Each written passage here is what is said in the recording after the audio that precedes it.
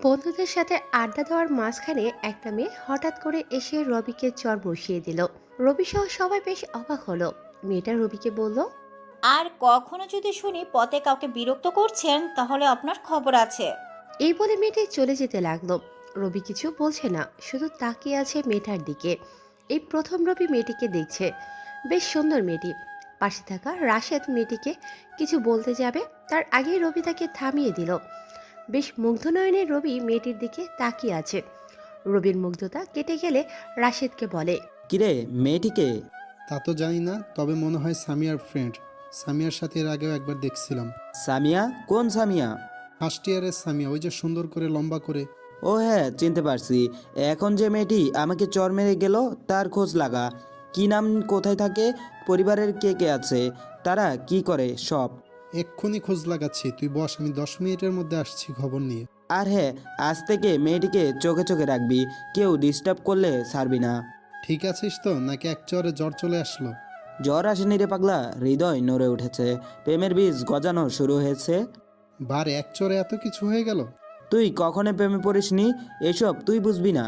ঠিক আছে, মজনু হতে গিয়ে আবার রাজনীতি যাতে ছাড়তে না হয়। আমি ছাড়লে তুই তো আছিসই।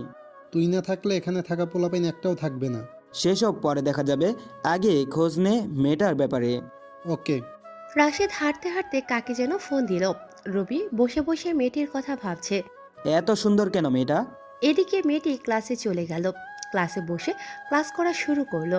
রবি এখনো বাইকের উপর বসে মেয়েটির কথা ভাবছে। হঠাৎ রবি খেয়াল করলো তাকে চড় মারা মেয়েটি ক্লাস থেকে বের হয়ে কোথায় যেন যাচ্ছে।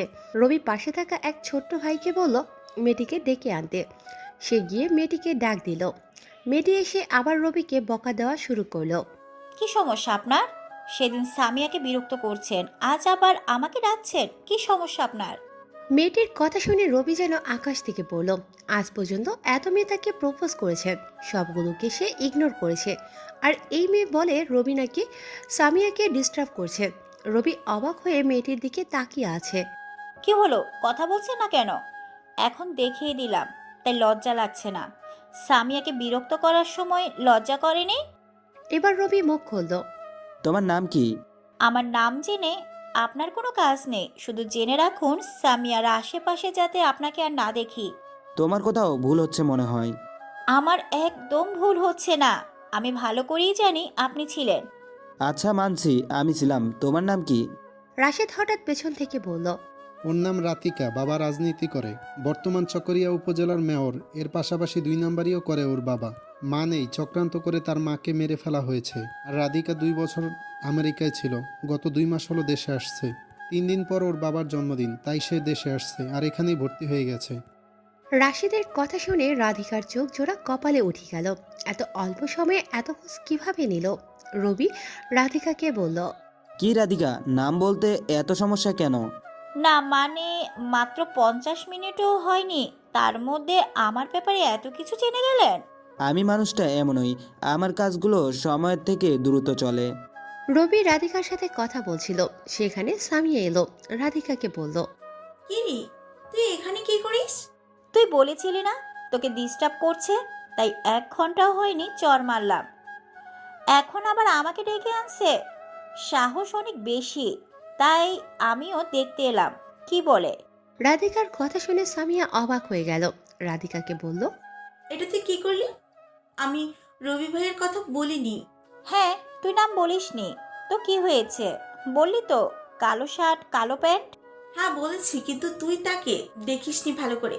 রবি তাদের থামিয়ে দিয়ে বলল, রাধিকা, তোমাকে আগেই বলেছিলাম তোমার কোথাও ভুল হচ্ছে, কিন্তু তুমি আমার কথা শুনোনি।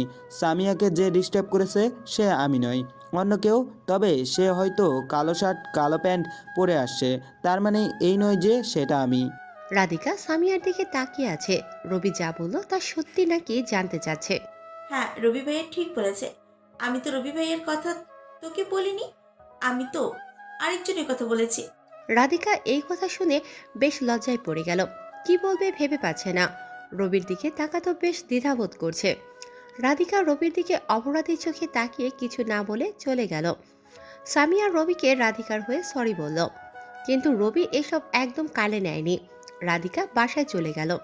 রবির পেছন থেকে রাশেদও চলে গেল। রাধিকা নিজের ভাড়া বাসায় চলে গেল আর সামিয়া নিজের বাসায়। রবি বেশ কিছু সময় ভার্সিটি অপেক্ষা করার পর বাসায় চলে এলো। রাশেদ ফোন দিয়ে বলল সামিয়া আর রাধিকার বাসার ঠিকানা।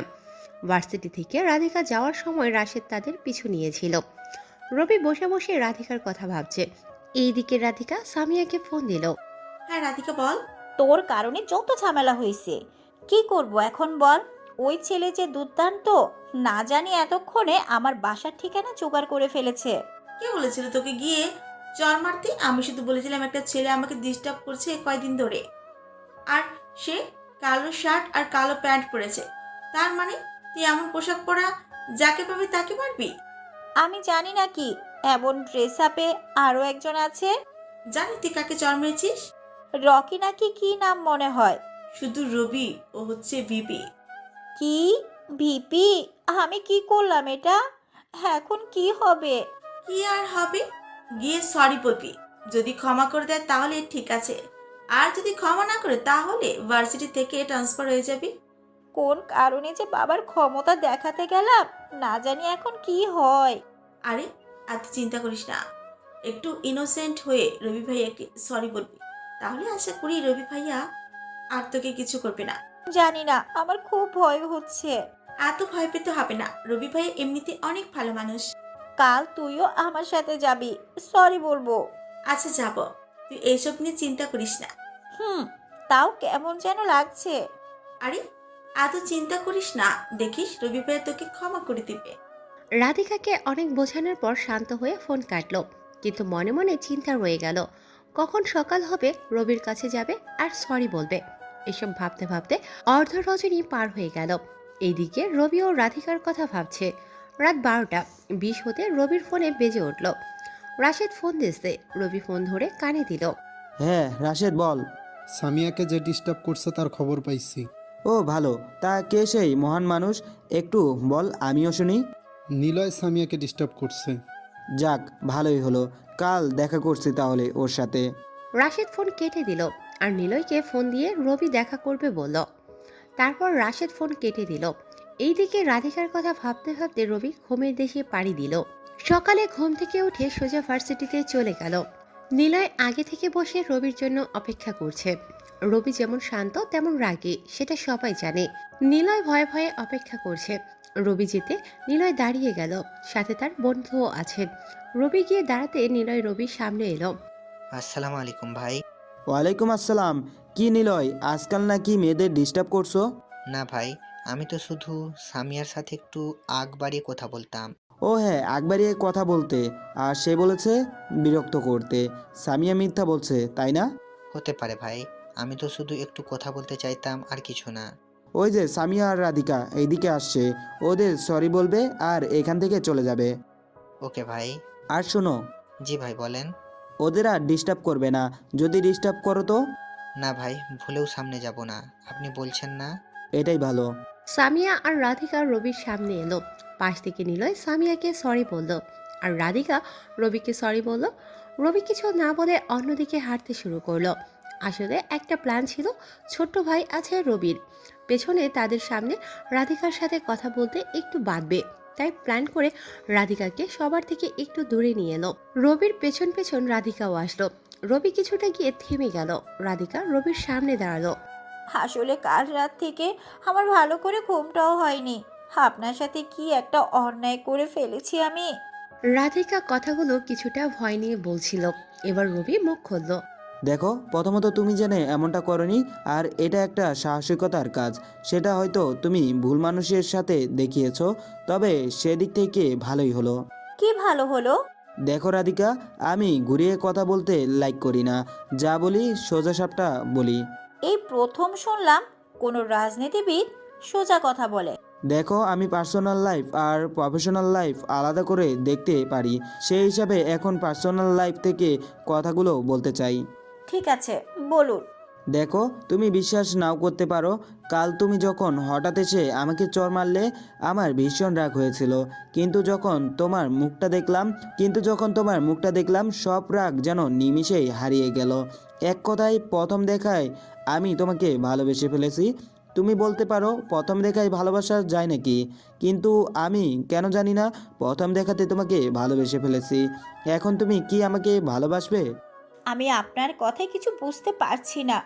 দেখো, তোমাকে এখনই উত্তর দিতে হবে এমন কথা নেই, চাইলে ভেবে তারপর বলতে পারো। তবে আমি আশা রাখবো তুমি হ্যাঁ বলবে। তাহলে আমি এখন আসি। যাও, তবে তোমার নাম্বারটা দিয়ে যাও। নাম্বার কেন আবার? তুমি ভালো করে জানো তোমার নাম্বার নেওয়া কয়েক মিনিটের ব্যাপার, আমি চাই সেটা তুমি নিজে থেকে দাও। ওকে নেন। রাধিকা নিজের নাম্বার রবিকে দিল। তারপর রাধিকা চলে গেল। রবি তারপর ছেলেদের সামনে এসে দাঁড়ালো। আজ রবির ক্লাস ঘরে দেখতে মন চাইছে। সব ক্লাস ঘরে দেখলো। শেষে রাধিকার ক্লাসে গেল। দেখলো পড়াশোনা রাধিকা ভালোই করে। সেদিনের মতো ভার্সিটির ছুটি হয়ে গেল। রাতে রবি বসে বসে রাধিকার কথা ভাবছে। রাধিকাকে কিভাবে পটাবে সেটাতেই চিন্তা রবির। হঠাৎ মনে হলো রাধিকাকে ফোন দিলে খারাপ হবে না।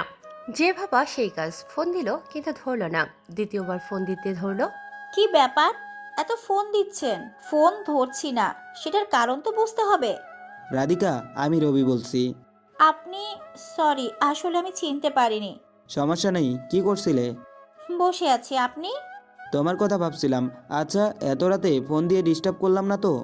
না না, ডিস্টার্ব হবো কেন? সমস্যা নেই, বলুন। তো আমার ব্যাপারটা ভাবলে তো? দেখুন, আমি কেন জানি না আপনাকে ভালোবাসতে পারবো না। তোমার কোনো সমস্যা হলে আমাকে বলতে পারো, সেটা আমি সমাধান করব। আপনি আমাকে ভালোবাসেন, তার মানে এই নয় আমাকেও ভালোবাসতে হবে। তার মানে তুমি আমাকে ভালোবাসতে পারবে না? ক্ষমা করবেন, আমি পারবো না। আশা করি আপনি আমাকে জোর করবেন না। তুমি কি আরেকবার ভেবে দেখতে পারো না? আমি খুব ভালো করে ভেবে তারপর বলছি। আশা করি আপনি আমার পথে বাধা হবেন না।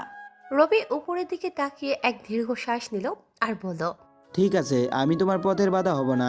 তবে তুমি যেদিন আমাকে ভালোবাসবে সেদিন আমি তোমাকে চাইবো। রাধিকাকে আর কিছু বলতে না দিয়ে রবি ফোন কেটে দিল।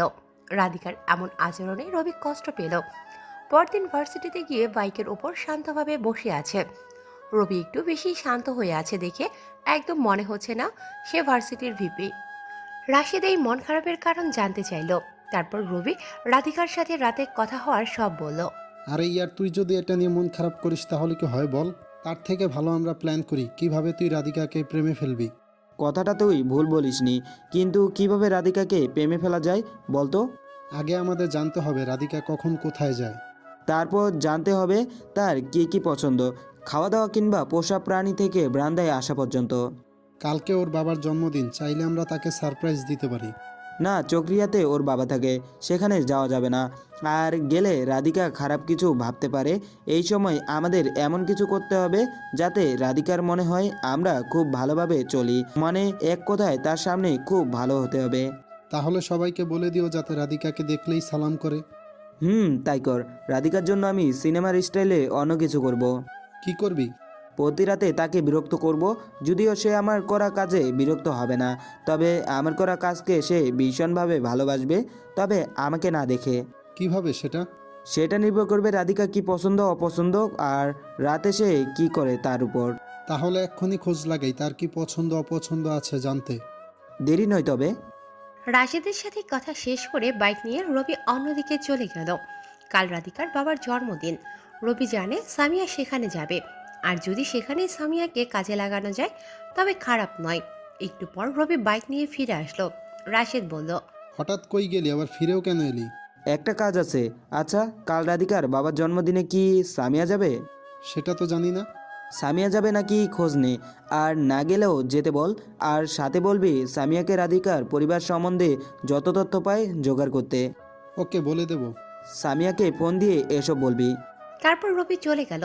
পরদিন সকালে রাশেদ ফোন দিয়ে রবিকে বলল, রাধিকার বাবার জন্মদিনে সামিয়া যাবে। আর সামিয়াকে কি করতে হবে সব বলেছে। আর সামিয়ার পছন্দ বলতে নদীর পাড়ে ঘুরতে ভালোবাসে। আর বারান্দায় তার অনেক ফুল গাছের চারা আছে। সে থেকে বোঝা যায় রাধিকা ফুল গাছ খুব লাইক করে। ঠিক আছে, এটা একটা উইক পয়েন্ট, এটাই হবে। ফুল গাছ? হ্যাঁ, এটা জানিস নাকি কোন কোন ফুল গাছ বেশি লাইক করে? একটা হচ্ছে গোলাপ আর একটা অর্কিড গাছ। অ্যাটিড বা বেশ সুন্দর আছে বলতেই হয়। দেখতে হবে তো ভাবিটা কার। গাছে কাঁঠাল গোপে তেল, রাখ ফোন। রবি ফোন কেটে দিল। এইদিকে রাধিকার বাবার জন্মদিনের দিন রাধিকা আর সামিয়া বেশ উপভোগ করলো।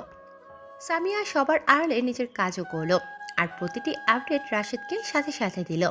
পরদিন সামিয়া আর রাধিকা চলে এলো। রবি সামিয়ার থেকে জেনে নিল রাধিকা কখন ঘুমায় আর কখন ঘুম থেকে ওঠে। সামিয়ার থেকে জানতে পারলো প্রতি রাতে 12টা হতে রাধিকা ঘুমিয়ে যায়। রাত 11টা হতে রাধিকা খাওয়া শেষ করে টিভি দেখতে বসে পড়ল। বেশ কিছু সময় টিভি দেখে ঘুমাতে গেল। হঠাৎ বাইরে একটা মিষ্টি বাঁশির আওয়াজ শুনে বেশ ভালো লাগে রাধিকার। রাধিকা আওয়াজটা শুনে কোত্থেকে এলো দেখতে বেলকনিতে আসলো, কিন্তু বাঁশির আওয়াজ দেওয়া মানুষটার মুখ দেখতে পেল না। সাইকেল চালিয়ে চলে গেল। পরপর আরও 3 দিন এমন হলো, কিন্তু রাধিকা সে মানুষটাকে দেখতে পেল না। আজ রাতেও অপেক্ষা করছে কখন সে সাইকেলওয়ালা আসবে আর বাঁশি বাজাবে। রাত 11টা বেজে গেল। রাশেদকে ফোন দিল রবি। রবি বল। এতদিন ধরে দেখছি রাধিকাকে ওই উপায়ে কিছু করা যাচ্ছে না, এখন কি করি বলতো? আসলে কি এখনো রাধিকা তোর সেই বাঁশির আওয়াজ শুনেনি, নাকি চুপচাপ শুনে?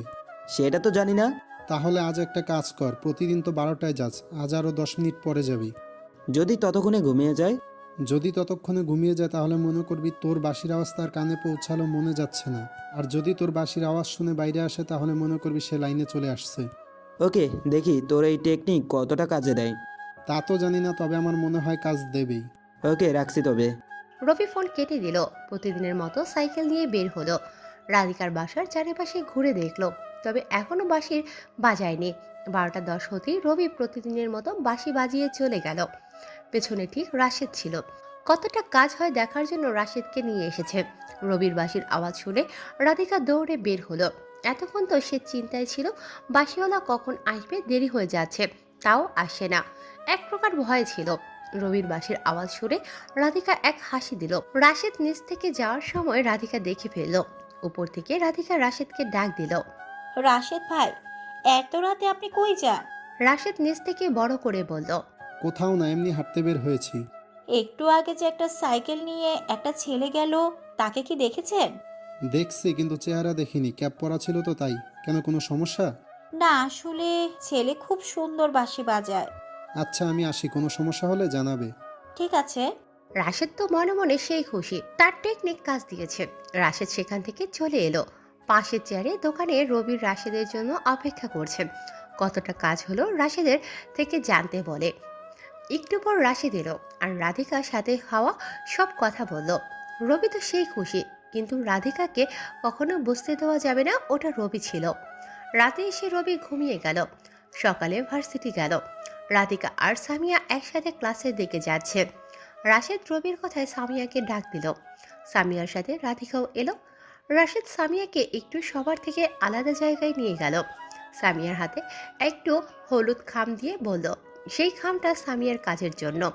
সামিয়া জিজ্ঞেস করছিল সেখানে কি আছে, কিন্তু রাশেদ বলেনি। খামটা বাসায় গিয়ে খুলতে বলল। এদিকে রাধিকা রবির সামনে দাঁড়িয়ে আছে আর রবি অন্যদিকে তাকিয়ে আছে। রবি রাধিকাকে ইগনোর করছে যেন রাধিকা রেগে যায় আর রবিকে কিছু বলে। রবির এমন ইগনোর করা দেখে রাধিকা বলল, কি ব্যাপার, আমাকে ইগনোর করছেন মনে হচ্ছে? রাধিকার কথা শুনে রবি না শোনার ভান করছে। রাধিকা আবার বলল, আপনাকে কিছু বলছি আমি। রবি এবার তার পেছনে থাকা ছেলেদের দিকে তাকিয়ে আবার রাধিকার দিকে তাকালো আর বলল, তুমি আমাকে কিছু বলছো? তো অন্য কাউকে বলছি নাকি? না, পেছনে তো অনেকেই আছে, তাই বুঝতেছি না কাকে বলছো। রাজনীতি না করে ভালো অভিনয় করতে পারতেন। আচ্ছা, আপনার রাজনীতির প্রতি এত রাগ কেন? আমি দেখছি আমার বাবাকে রাজনীতি করতে, সেই হিসাবে রাজনীতি কেমন তা আমি কিছুটা জানি। তোমার বাবার মতো রাজনীতি আমি করলে এই শহরে এতদিনে 10টা বাড়ি থাকতো আমার। বেশ কম সবাই এমনই। সবাই করে না, এই যে দেখো, আমি কখনো 2 নাম্বারই করিনি, হলপ করে বলতে পারি। হয়েছে, আমি তর্ক করতে আসিনি। কেন ডাকছে সামিয়াকে? আমি কখন ডাকলাম? রাশেদ তো আপনার কথাই ডাকছে। সেটা তো দেখাই যাচ্ছে, স্বামীর সাথে কথা কে বলছে। সামিয়া রাশেদের সাথে কথা শেষ করে এলো। রাধিকাকে নিয়ে ক্লাসে চলে গেল। খামটা সামিয়ার হাতেই আছে। রাধিকা যেতে যেতে সামিয়াকে জিজ্ঞেস করলো এটা কিসের খাম, কিন্তু সামিয়া তো জানে না, তাই সে জানে না বলল। দুইজন ক্লাসে চলে গেল। রবি ফুল গাছ নিতে গেল। সেখানে একটা মাত্র অর্কিড গাছ আছে। রাধিকাও অর্কিড গাছের জন্য এলো। একটা মাত্র অর্কিড গাছ কে নেবে চিন্তায় পড়ে গেল। শেষে রবি রাধিকাকে বলল, তোমার লাগলে এটা তুমি নিয়ে যাও। কিন্তু আপনারও তো লাগবে। হ্যাঁ, আমার লাগতো, সমস্যা নেই, পরে কোনো সময় আমি নিয়ে যাব। এটা তুমি নিয়ে যাও। সত্যি আপনি পরে নিতে পারবেন তো? হ্যাঁ, নিতে পারবো। তোমার ব্রান্দায় এই গাছটা রেখো, খুব সুন্দর দেখাবে। আপনি লুকিয়ে আমাকে দেখেন নাকি? আমি দেখি না, বরং তুমি আমাকে দেখার চেষ্টা করো। মোটেও না। আমি কেন আপনাকে দেখতে যাব? তাও ঠিক। আচ্ছা, এই আর্কিড তুমি নাও, চললাম আমি। এই বলে রবি হাঁটা শুরু করলো। পেছন থেকে রাধিকা ডাক দিল, এই যে শোনেন। আবার কি? ধন্যবাদ। আসি তবে। রবি রাধিকাকে এখনো একটু ইগনোর করলো, যাতে সে রবির প্রতি আকৃষ্ট হয়। রাধিকা তো মনে মনে বলছে তাকে এত ইগনোর করছে কেন। রাধিকাকে রেখে রবি চলে এলো। এটাও একটা প্ল্যান ছিল। সামিয়ার থেকে জেনেছে রাধিকা আজ অর্কিড গাছের জন্য আসবে, আর রবি সেটা কাজে লাগালো। বিকেলে সবাই বাসায় চলে যায়। সামিয়া হলুদ খাম খুলে দেখে তার মধ্যে 10,000 টাকা আছে। সামিয়া বুঝতে পারে সে টাকা কেন দেওয়া হয়েছে তাকে। আবারও রাত 12টা 10 পর্যন্ত অপেক্ষা করছে রাধিকা, কিন্তু এখনও সেই বাসিওয়ালা আসছিল না। প্ল্যানিং করছে রবি আজ আরও 10 মিনিট পর যাবে। রাধিকাও অনেকক্ষণ অপেক্ষা করে সেই বাঁশির আওয়াজ না পেয়ে শুয়ে পড়ল। হঠাৎ বাঁশির আওয়াজ শুনে রাধিকা এক লাফে শোয়া থেকে উঠে গেল।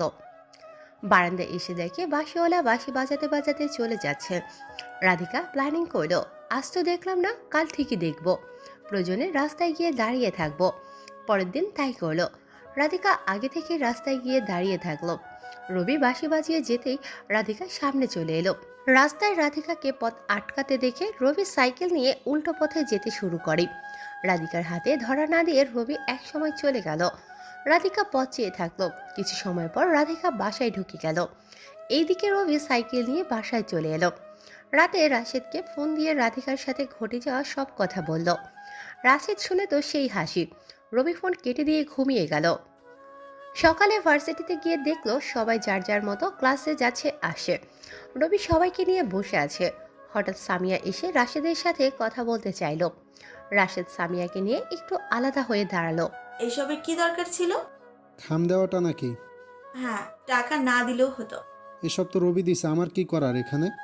তাও এখন কেমন যেন অন্যরকম লাগছে। সমস্যা নাই, রেখে দাও। আর রবি কিছু জিজ্ঞেস করলে বলবে। ধন্যবাদ। সামিয়া রাশেদের কাছ থেকে ফিরে এসে রবিকেও ধন্যবাদ দিল। রবি কিছু না বলে একটা মিষ্টি হাসি দিল। রাধিকাকে তো জিজ্ঞেস করে বসলো, কেন ধন্যবাদ দিলি, আর রাশিদি বা কেন ডাকলো। সামিয়া এসব না বলে রাধিকাকে হাত ধরে টেনে নিয়ে গেল।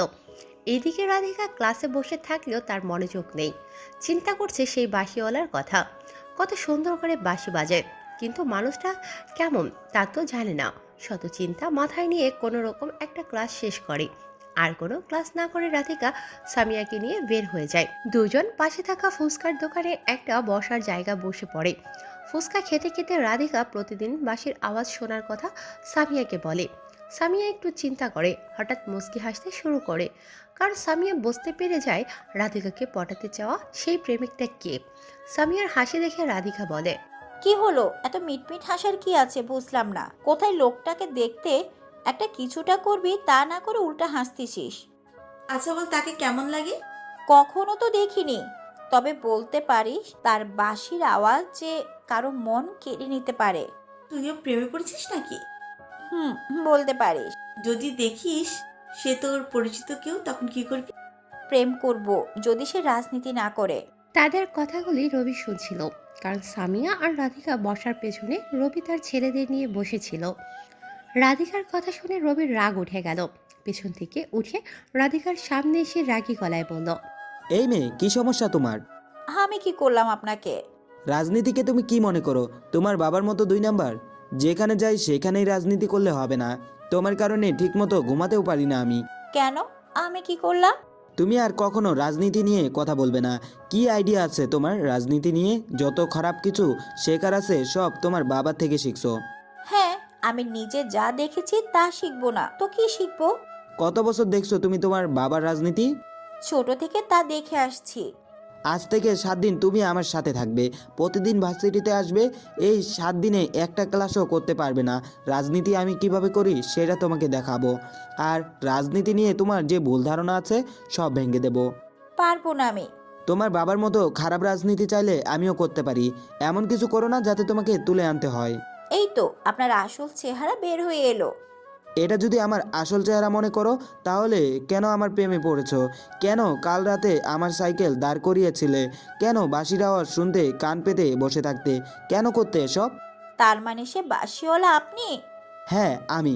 রাজনীতি ছাড়া আমি তোমার কাছে একজন প্রেমিক হতে চেয়েছি, কিন্তু তুমি তুমি তা করতে দিলে না। সবখানে রাজনীতিকে লাঞ্ছিত করছো। কেন? তোমার এই ভুল ধারণা আমি ভেঙে দেব।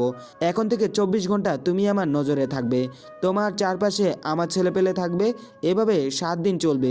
যদি এই 7 দিনের আগে কোথাও যেতে চাও বা যাও, তাহলে খুব খারাপ হবে, বলে দিলাম। না, আপনি এমন করতে পারেন না। আমি কি করতে পারি সেটা ধারণা তোমার যদি থাকতো, তাহলে সেদিন তুমি আমার প্রপোজাল ফিরিয়ে দেওয়ার সাহস করতে না। সেদিনের জন্য সরি। সরি বলো বা আর যাই বলো, রাজনীতি নিয়ে তোমার ভুল ধারণা আমি ভেঙে দেবই। আমার পেছনে থাকা ছেলেপেলে সব আমার ছেলেপেলে সেজে অন্য কেউ তোমার ক্ষতি করতে পারে। প্লিজ এমনটা করবেন না। আমি মুখ দিয়ে যা বলি তাই করি। তোমার সময় কাল থেকে শুরু। খুব দরকারি কোথাও যেতে হলে আমাকে ফোন দিবে। আপাতত তুমি এখন থেকে আমার নজরে থাকবে। আসি। রাধিকা কি বলবে বুঝতে পারছে না। এমনিতেই সে কোনো ঝামেলায় জড়াতে চায় না। তার উপর রবির এমন কথাগুলো শুনে বেশ অস্থির লাগছে। রবি চলে গেল। রাধিকা রবিকে কিছু বলতে না পেরে বাসায় চলে এলো। বিকেলে রবিকে ফোন দিল। রবির ফোন সাইলেন্ট ছিল, যার জন্য ফোন ধরতে পারেনি। রাধিকা পরপর 3বার ফোন দিল, কিন্তু তাতেও কিছু হয়নি। রবি ফোন ধরেনি। আরও কিছু সময় পর রবি ফোনটা হাতে নিয়ে দেখে 4টা কল, 3টা রাধিকার, একটা রাশিদের। রবি রাধিকার কল বেশি দেখে রাধিকাকে ফোন দিল। প্রথম রিং বাজতে রাধিকা ফোন তুলল। এত ফোন দিছো কেন? তুমি ঠিক আছো তো? আমি ঠিক আছি, কিন্তু আপনি ফোন ধরেননি কেন? ফোন সাইলেন্ট ছিল। কখন ফোন দিছো বুঝতে পারিনি।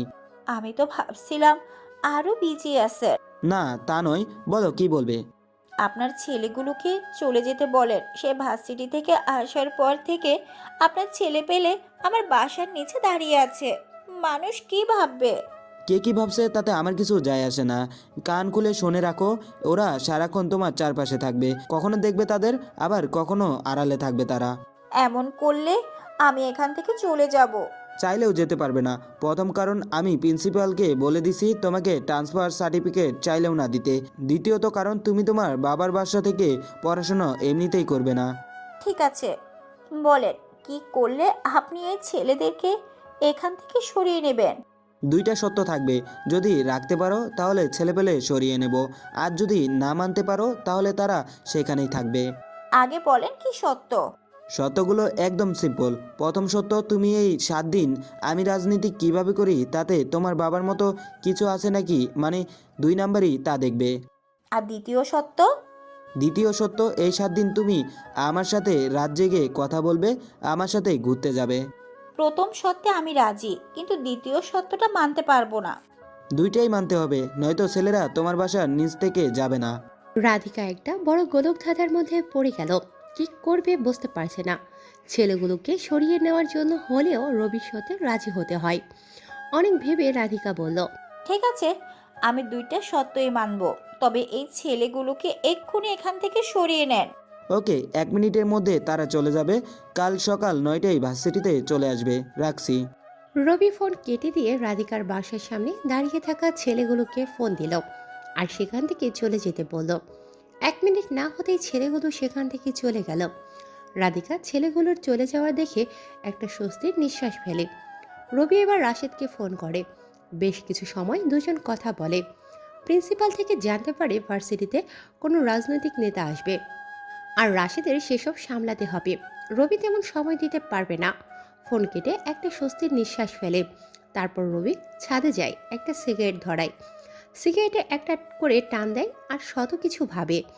প্রতিটা সিগারেটের টানে এমন কত কথা ভাবতে ভাবতে সিগারেট খাওয়া শেষ হয়। তারপর রবি ছাদ থেকে নেমে আসে। রাতে খেয়ে ঘুমিয়ে পড়ে। সকাল 9টায় রাধিকার ফোনের আওয়াজে ঘুম ভেঙে যায়। ঘুম ঘুম চোখে রবি ফোন ধরে। কি হলো? আপনি কই? আমাকে 9টায় আসতে বলছেন, এখন আপনি কই? রবি ফোনের স্ক্রিনে তাকিয়ে দেখে 9টা বেজে গেছে। রবি এক লাফে ঘুম থেকে উঠে যায়, রাধিকাকে বলে, তুমি 10 মিনিট দাঁড়াও, আমি এখনই আসতেছি। আচ্ছা, তাড়াতাড়ি আসেন।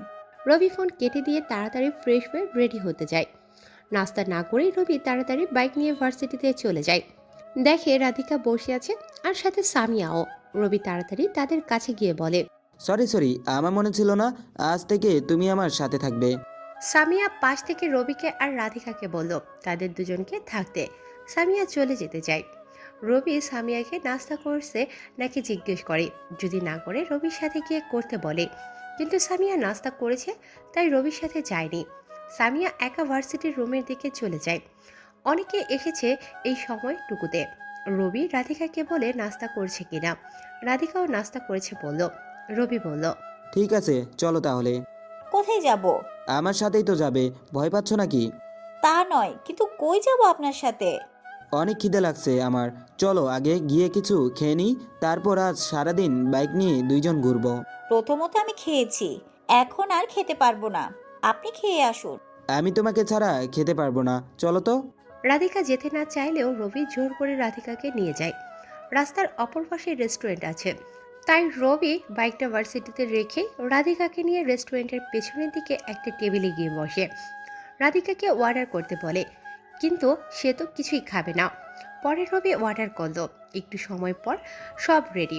অনেকগুলো খাবার একসাথে অর্ডার করলো দেখে রাধিকা বলল, এতগুলো একসাথে কেন? আরও আনতে বলবো নাকি? রাধিকা রবির দিকে এক বিরক্তিকর চোখে তাকিয়ে কিছু না বলে চুপচাপ বসে আছে। রবি রাধিকার চুপ থাকা দেখে বলল, কি রাগ করছো কেন? আরে এসব আমাদের দুজনের জন্য। আমি খাবো না, আপনি খান। প্রথমত আমি এতগুলো খাবার খেতে পারবো না, আর তোমাকে খাওয়ার জন্য এখানে নিয়ে আসছি। আমি খাবো আর তুমি বসে বসে দেখবে, এমনটা কিন্তু নয়।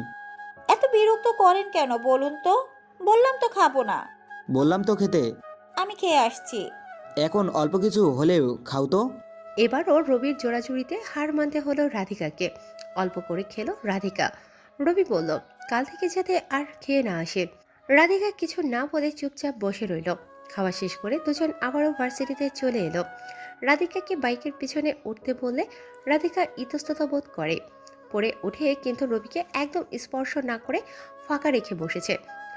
রবিও একটু জোরে বাইক টান দিল। সাথে সাথে রাধিকা রবির কাঁধে হাত রাখে। শক্ত করে ধরো, নয়তো পড়ে যাবে। রাধিকা কিছু না বলে রবিকে এমন করে ধরলো যাতে রবি ব্যথা পায়। সাথে সাথে রবি বলে, এত জোরে ধরলে কেন? আপনিই তো ধরতে বললেন। হ্যাঁ ধরতে বলেছি, কিন্তু তার মানে এত জোরে ধরতে বলিনি যাতে আমি ব্যথা পাই। আচ্ছা ঠিক আছে। রবি আবারও বাইক চালাতে লাগলো। পেছনে রাধিকা তো মনে মনে সেই হাসি। অন্তত রবিকে বিরক্ত করতে পারছে ভালো। একটু সময় বাইক চালিয়ে রবি ভার্সিটি থেকে বের হওয়ার অন্য একটা পথে গিয়ে বাইক থামালো। সেখানেও 4-5 জন ছেলে আছে। একজনের গাছের সাথে বেঁধে রেখেছে। রবি গিয়ে দাঁড়াতে একটা ছেলে বলল, ভাই, এই সেই ছেলে যে তনিমাকে অ্যাসিড মারার হুমকি দিয়ে দিছে। ছেলেটার কথা রাধিকাও শুনল। আর কি হচ্ছে সব মনোযোগ দিয়ে দেখা শুরু করলো। রবি ছেলেটার কাছে গিয়ে বলে, কি নাম রে তোর? পেছন থেকে একজন বলে উঠল, ভাই ওর নাম নাকি সাইম। রবি তাদের বলল, আমি তোদের জিজ্ঞাসা করিনি ওর নাম কি, সেটা ওর থেকে শুনতে চেয়েছি। রবি সাইমের দিকে তাকিয়ে আবার তার নাম জিজ্ঞেস করলো। সাইম কাঁপা কাঁপা গলায় তার নাম বলল। এসিড কেন মারতে চেয়েছিস?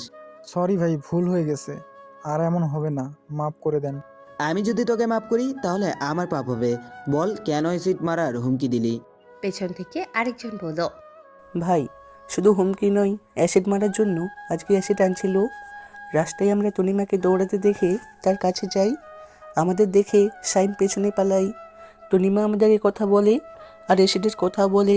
আমরা সেখানে সময় মতো না গেলে প্রকাশ্য রাস্তায় তনিমাকে অ্যাসিড মেরে দিত। ও হ্যাঁ বুঝলাম, কাহিনী আছে এখানে। রবি সাইমকে আবার জিজ্ঞেস করলো, কেন এসিড মারতে চেয়েছিস তামিয়াকে? আমি ওকে পছন্দ করি, ভালোবাসার কথা বললে সে আমাকে চর মারে, তাই রাগে। সাইমের কথা শেষ হওয়ার আগে পেছন থেকে আরেকজন মেয়েলি কণ্ঠে বলা শুরু করলো, মিথ্যা বলছে সে।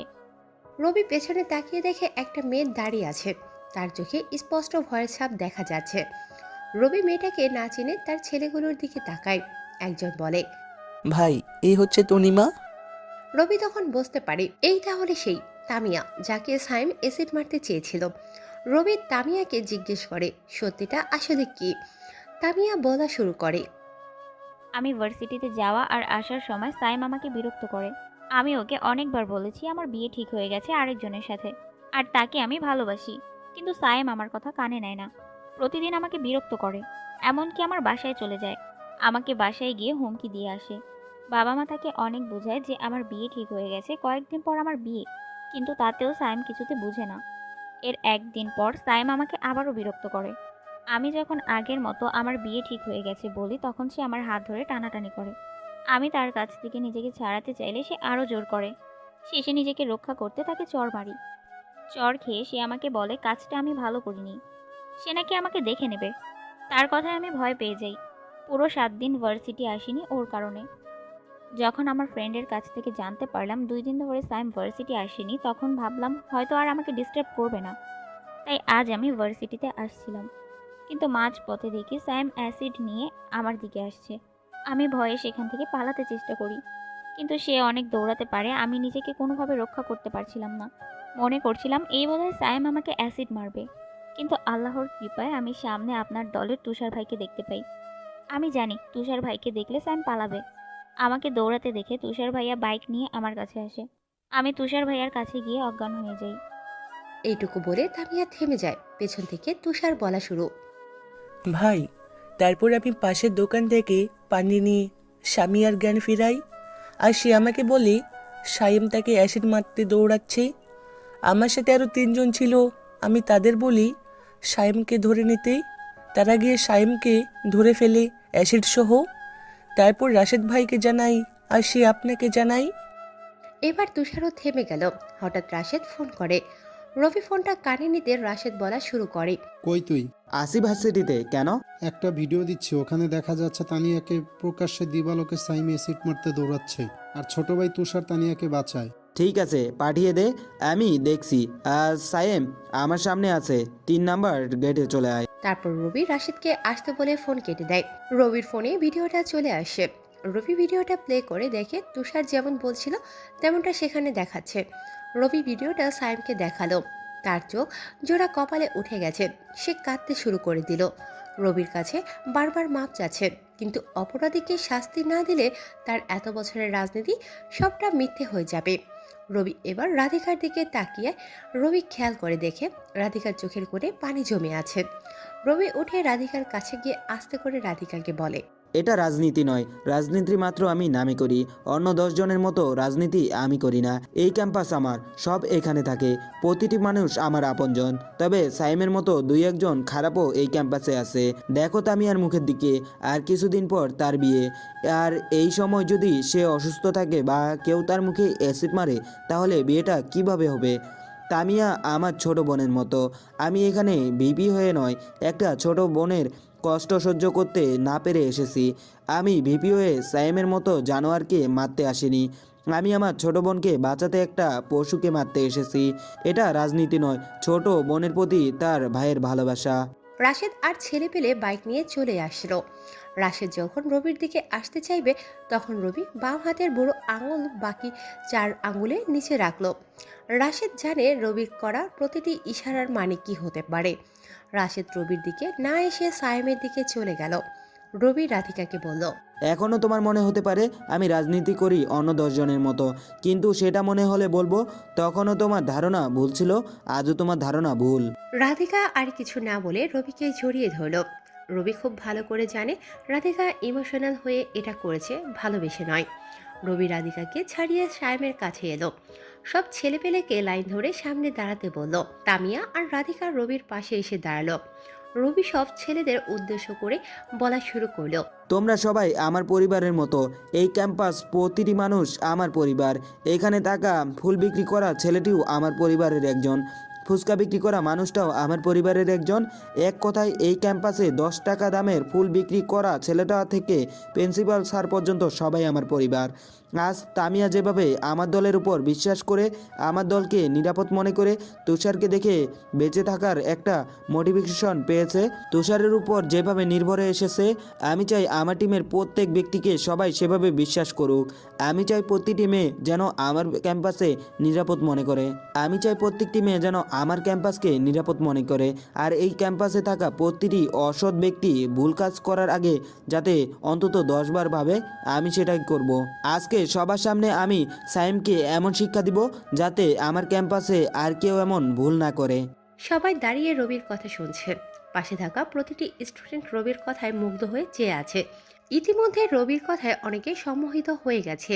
রবি সাইমের কাছে গিয়ে জিজ্ঞেস করলো, কার ক্ষমতায় এতটা ক্ষিপ্ত তুই? সাইম কিছু না বলে চুপ করে আছে। রবি রেগে গিয়ে নাক বরাবর একটা বসিয়ে দিল। নাক দিয়ে অনেক রক্ত বের হচ্ছে। রবি আবার জিজ্ঞেস করলো, কার ক্ষমতায় সে চলে? কিন্তু সাইম এবারও মুখ খুলছে না দেখে রবি আরো একটা বসিয়ে দিল। এবার সাইম মুখ খুলল। আমি এমপির ক্ষমতায় চলি, তুই আমার কিচ্ছু করতে পারবি না। রবি সাইমের কথা শুনে হাসা শুরু করলো। তার সাথে সাথে রবির ছেলেরাও হাসা শুরু করলো। রবি হাসি থামাতে সবাই একসাথে হাসি থামিয়ে ফেললো। রবি সাইমকে বলল, দেখি তোর বাবা আজ তোকে বাঁচাতে আসে নাকি। পেছন থেকে রাশেদকে ডাক দিল। রাশেদ কাছে এলো আর রবি এমপিকে ফোন দিতে বলল। রাশেদ এমপিকে ফোন দিল। প্রথমবার ফোন বন্ধ দেখাচ্ছে, দ্বিতীয়বার ফোন দিতে রিং হলো। রাশেদ রবিকে ফোন দিল। এমপি ফোন ধরতে বলল, কে? আপনার শুভাকাঙ্ক্ষী। Wrong number. সঠিক নাম্বার এমপি সাহেব। আপনি কে বলুন তো? স্যার আমি কে সেটা বড় কথা নয়, আমার পরিচয়টা না হয় পরে পাবেন, আগে আমার কথা শুনুন। কি কথা? এবার রবি সবাইকে চুপ থাকতে বলে ফোনের লাউড স্পিকার অন করলো।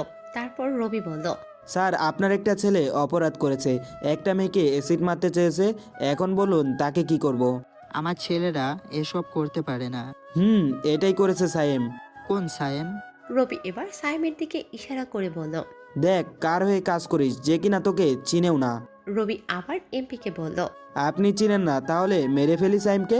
তাকে আমি চিনি না, তার কথা না বললেও চলবে। ফোন রাখছি।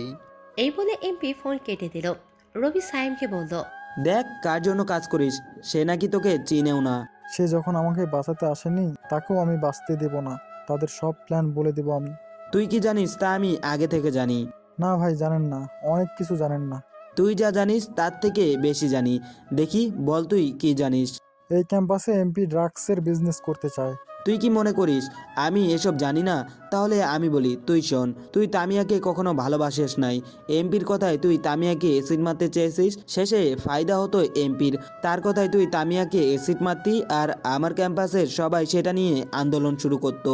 পুলিশের সাথে স্টুডেন্টের মারামারি হতো, শেষে পুরো ভার্সিটির উপর প্রশাসনের চাপ পড়তো, ক্যাম্পাসে পুলিশ ঢুকিয়ে দিত। পুলিশ কিছুদিন এদিক সেদিক করে এমপি নতুন কাউকে এনে ভিপিতে বসাতো, তারপর তার ইচ্ছে মতো সব কাজ চলতো। এই ছিল এমপির প্ল্যান। সে আরও অনেক চালাক মাস্টার প্ল্যান করেছে, আমি সেটাও জানি। রবির কথা শুনে সাইম চোখ জোড়া কপালে উঠে গেল। রবি চিৎকার দিয়ে বলল, যে সিট তামিয়াকে মারতে চেয়েছিস সে সিট আমি তোকে মারবো সবার সামনে। রবির কথা শুনে সাইম আরো ভয় পেয়ে যায়। রবি তামিয়া রাধিকাকে বলে উল্টো দিকে ঘুরে অ্যাসিড মারলে সাইমের চিৎকার শুনলেও যাতে না দেখে। পুলিশকে দিয়ে দেন, তাহলেই তো হয়। তোমার পুলিশ কিচ্ছু করবে না, এমপির কথায় সব করে।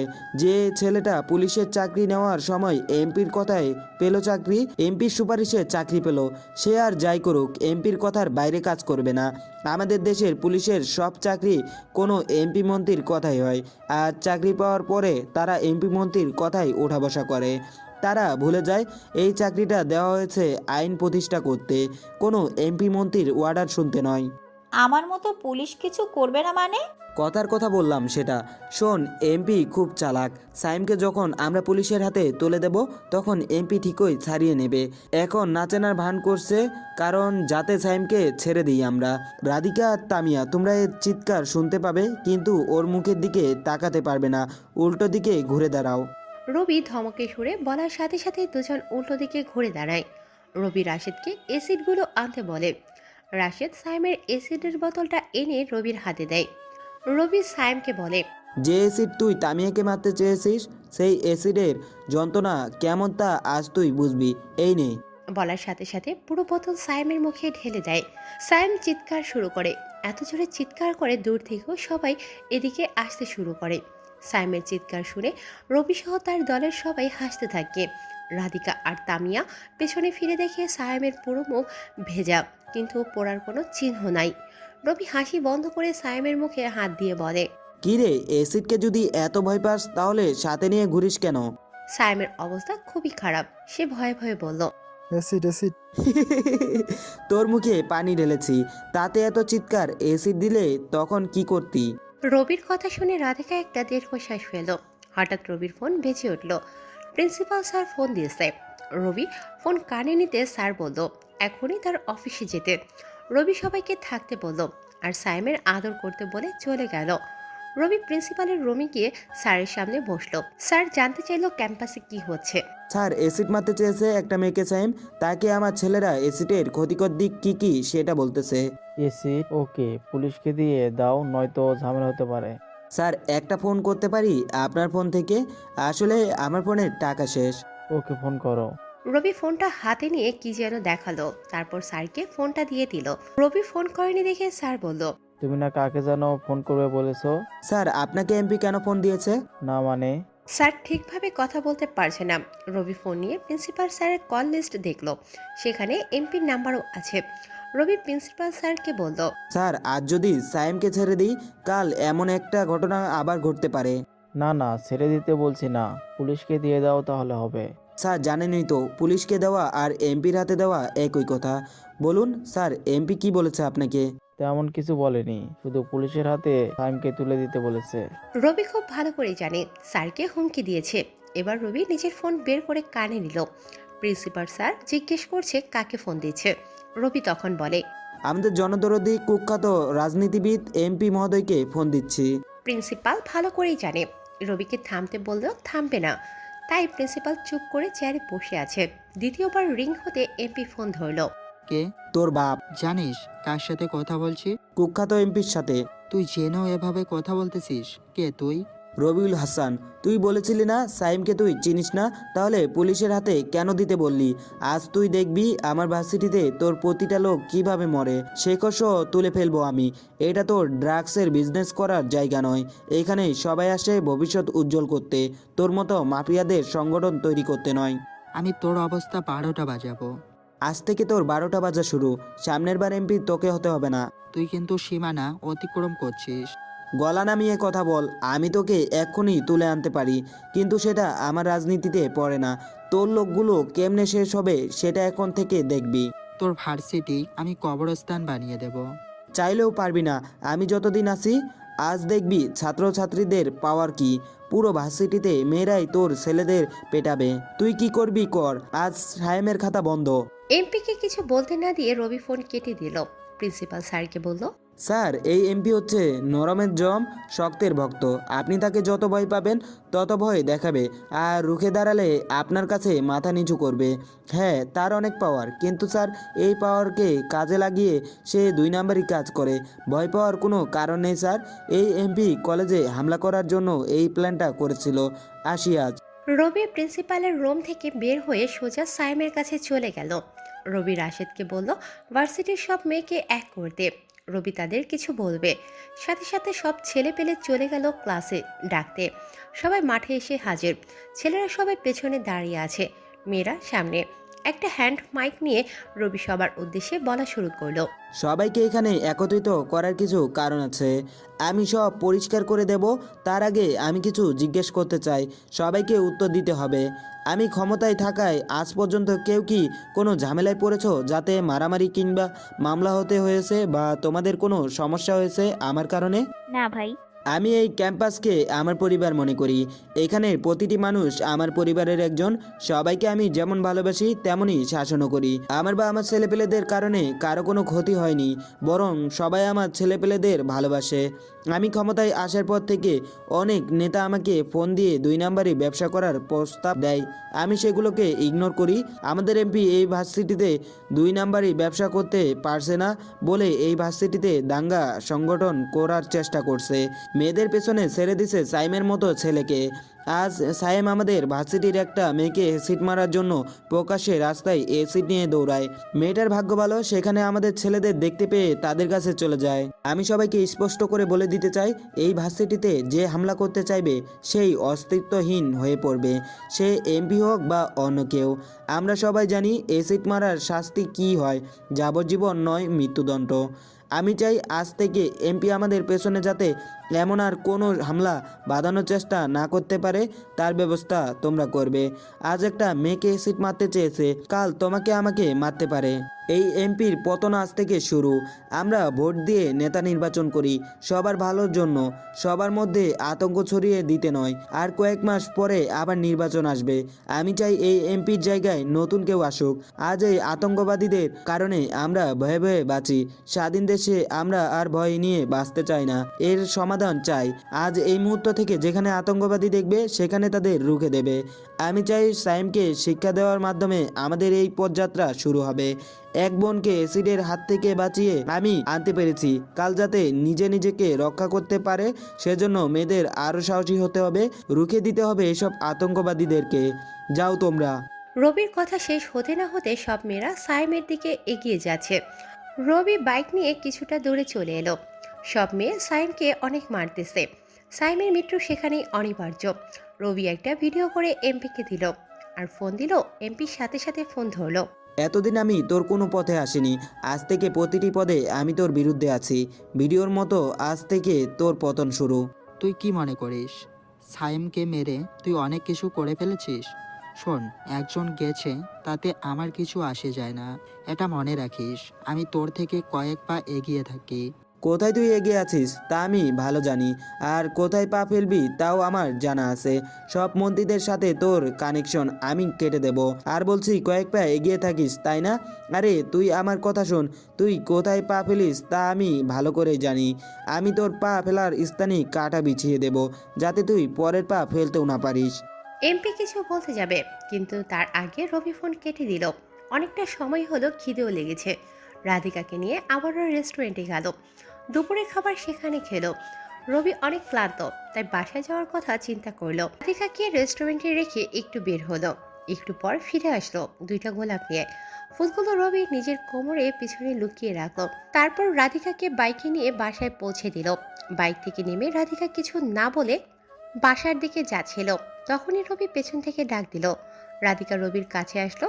রবি নিজের কোমর থেকে গোলাপ দুটি বের করে রাধিকাকে দিয়ে বলল, আজ একদিন শেষ, আর যে 6 দিন আছে তার মধ্যে অনেক কিছু দেখবে।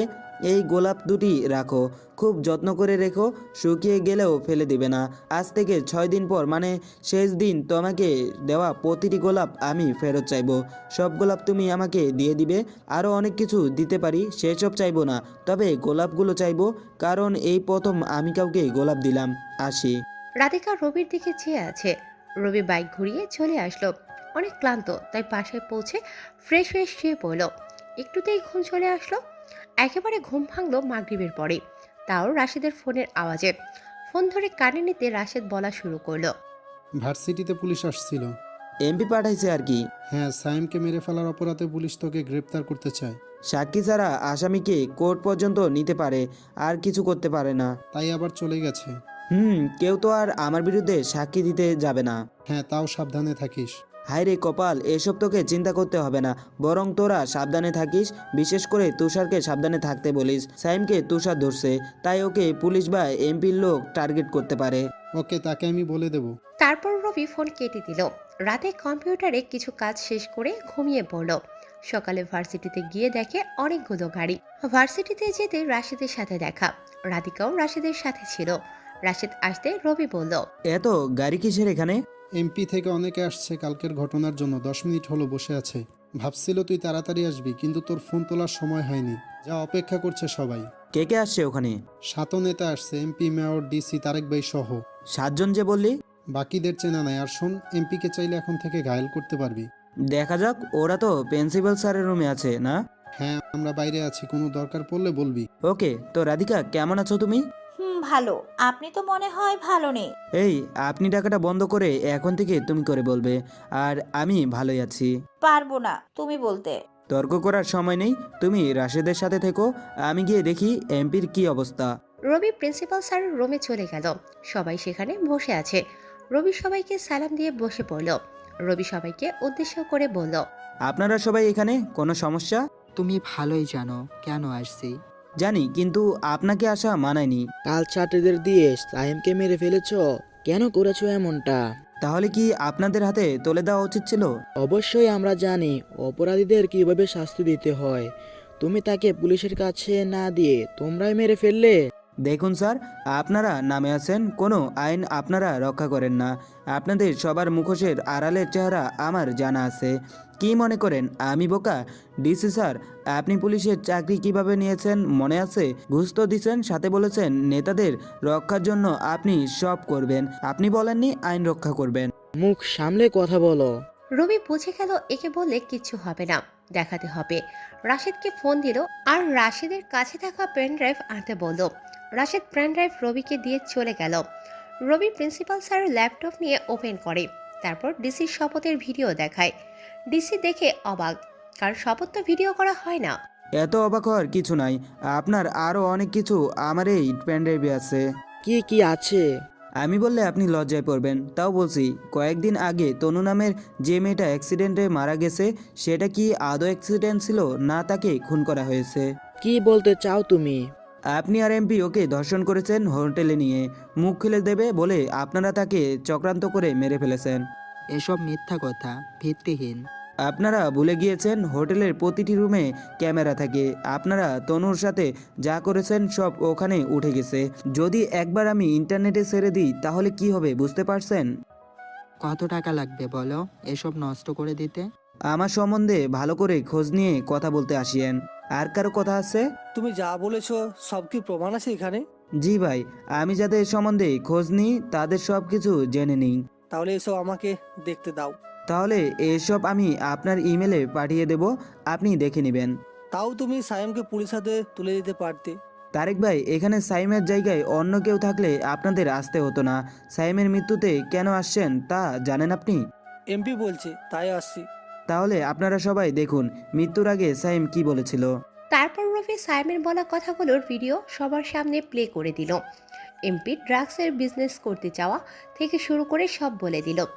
ভিডিও দেখে তারেক ভাই আর তার সাথে থাকা 3জন মেয়র সবাই অন্যভাবে এমপির দিকে তাকিয়ে আছে।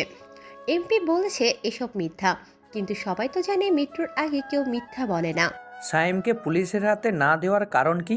আপনার কথায় ড্রাগস ধরা পড়া আপনার ভাইয়ের ছেলেকে যদি পুলিশ ছেড়ে দিতে বাধ্য হয়, তাহলে এমপির কথায় কেন পুলিশ সাইমকে ছাড়তে বাধ্য হবে না? মেয়র রবির কথা শুনে চুপ করে আছে।